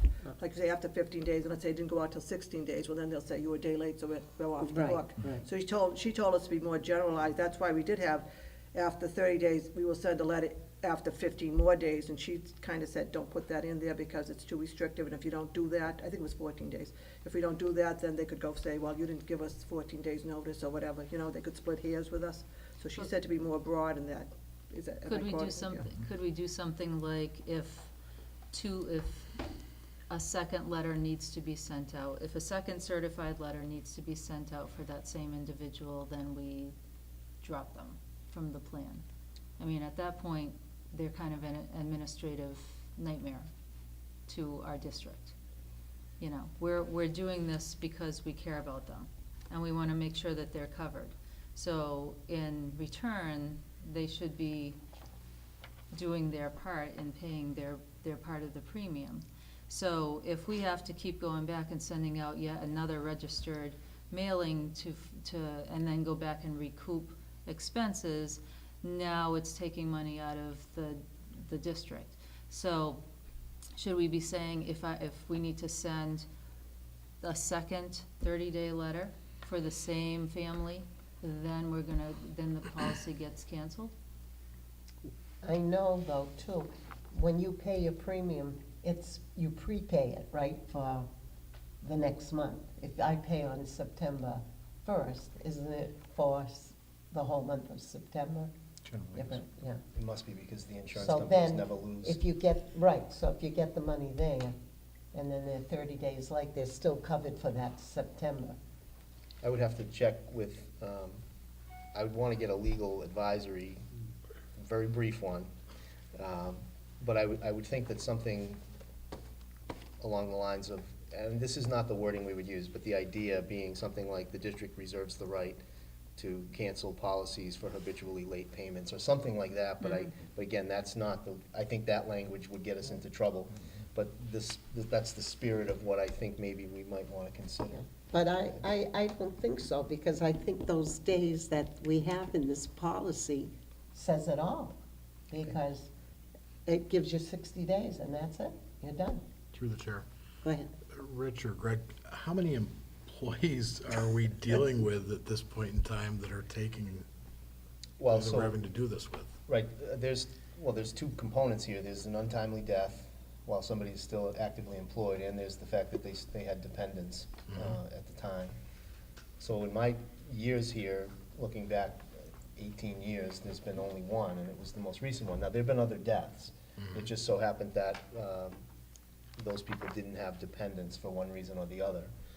So the number of people that we're talking about having to police or to commandeer with this is very minimal. I would hope so, but I'm not gonna say anything because I don't wanna be a jinx.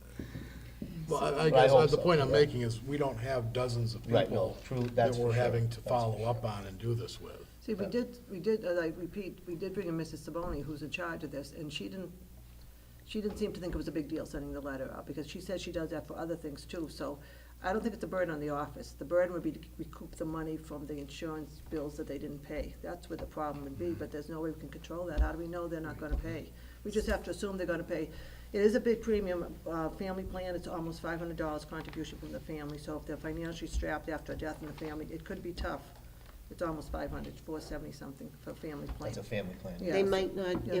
if they're strapped, they might do this, and then when they have to pay the 102%, they'll look for their own insurance Or with get- Mass Health or something like Right. that will give them, they'll get help. So I don't think we're going to have that many people, I sure hope. I hope not. Can I just make a final comment? Sure. I guess my concern is not whether or not we're going to implement this policy, but the fact that we are at this time finding it necessary to write a policy. And I think if we're writing a policy and we're actually setting a precedent, I think it's important that we be thorough in the policy. And the points that I'm making, and I appreciate you being part of a conversation that not all of the committee heard, that there is somewhere between the middle of tightening this up a little without putting ourselves in a situation that, creates the thing that Mrs. Saboni talked about.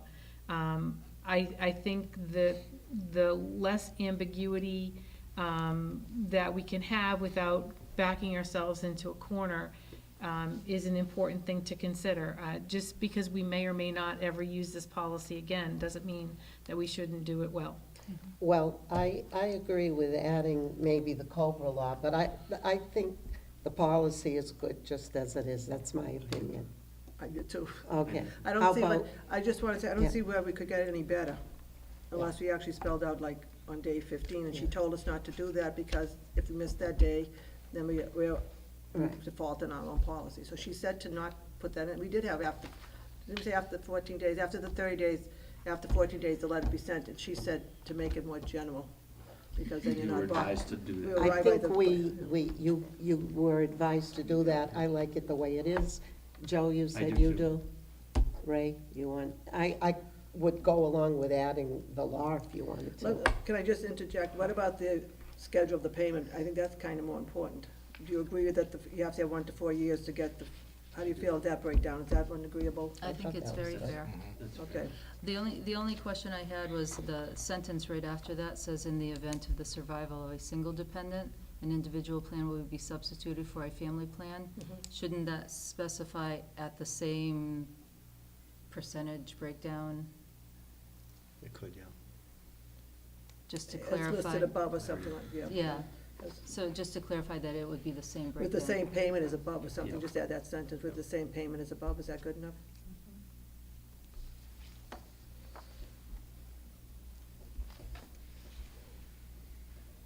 Payment schedule or something.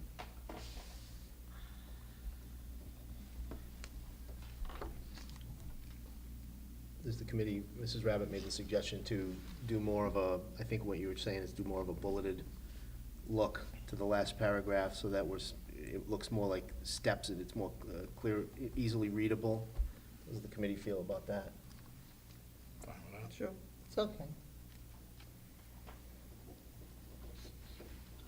Anything else to add to it? Ray, did you? Everybody okay with it? So, do you want to come back with it again, or? It's, I suppose, Yeah, 'cause if you're gonna add the Cobra law, you Yeah, gotta bring that back. and we can add the Cobra law, I Sure. like that.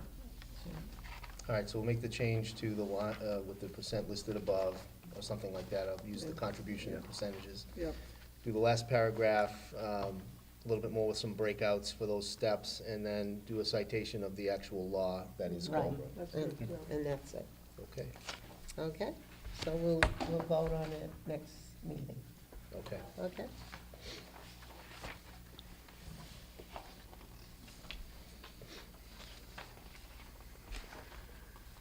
And last, consideration of requests for overnight travel, policy IJOA, and Mr. Desto. Thank you, Mrs. O'Coin. I don't know if the committee had a chance to carefully read this itinerary that Mrs. Perangeli has put together for the spring of 2019 foreign language trip, but it might be the best one yet. It's very impressive, and obviously included in the package was Mrs. Perangeli's description of the trip, and this time she's asking for approval for the students to travel to Switzerland, Italy, Monaco, France, and Spain. And you can hit all those places in 11 days, apparently. And that would be in the spring of 2019. So the number of students is to be announced. I haven't seen it bigger than 150. I would imagine this will be a popular trip, but that's a TBA. The number of chaperones that historically we send one for every 6 students, if possible. They'll only miss one school day. It'll be that Friday. No, I'm sorry, it'll be the returning Monday from vacation. And the cost per student is a remarkable $3,230. And the specific dates are April 12th to the 22nd, 2019. We're looking for approval of the trip so that Mrs. Perangeli can continue to pursue the other steps that go along with And are we making the looking plan. for approval of the compensation for the chaperones, too? Well, if we can do that without the specific names of the chaperones, it would be good to I'd get really- that done. But we can wait as well if you prefer. I think we should wait. I'd Okay. rather wait on So that we'll one wait till on after that. Yes, that's see. fine. Okay. All right, I'll entertain a motion to approve the overnight travel request. Second. Discussion? Seeing none, all in favor? Motion carries, it's unanimous.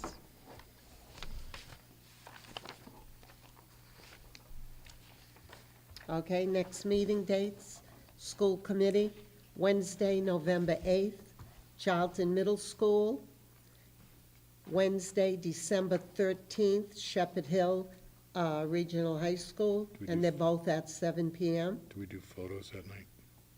Are we doing photos that night? Generally December, right? Yes, it's usually on the December 3rd one. I have to comb my hair that With night. that Yeah. Christmas finery. Yeah. Budget and Finance Subcommittee is Thursday, November 16th. It's 9 AM and it's in the central office.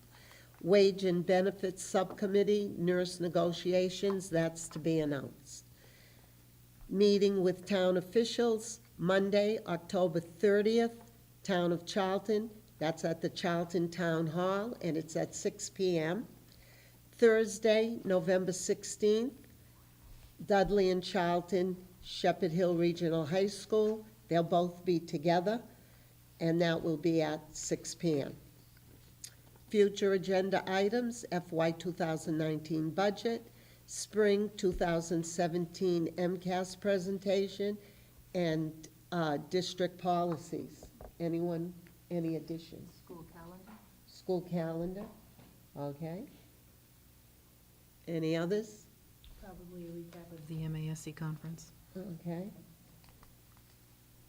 And then bringing back our policy that we just went over. Did we set up another meeting for district policy review? No.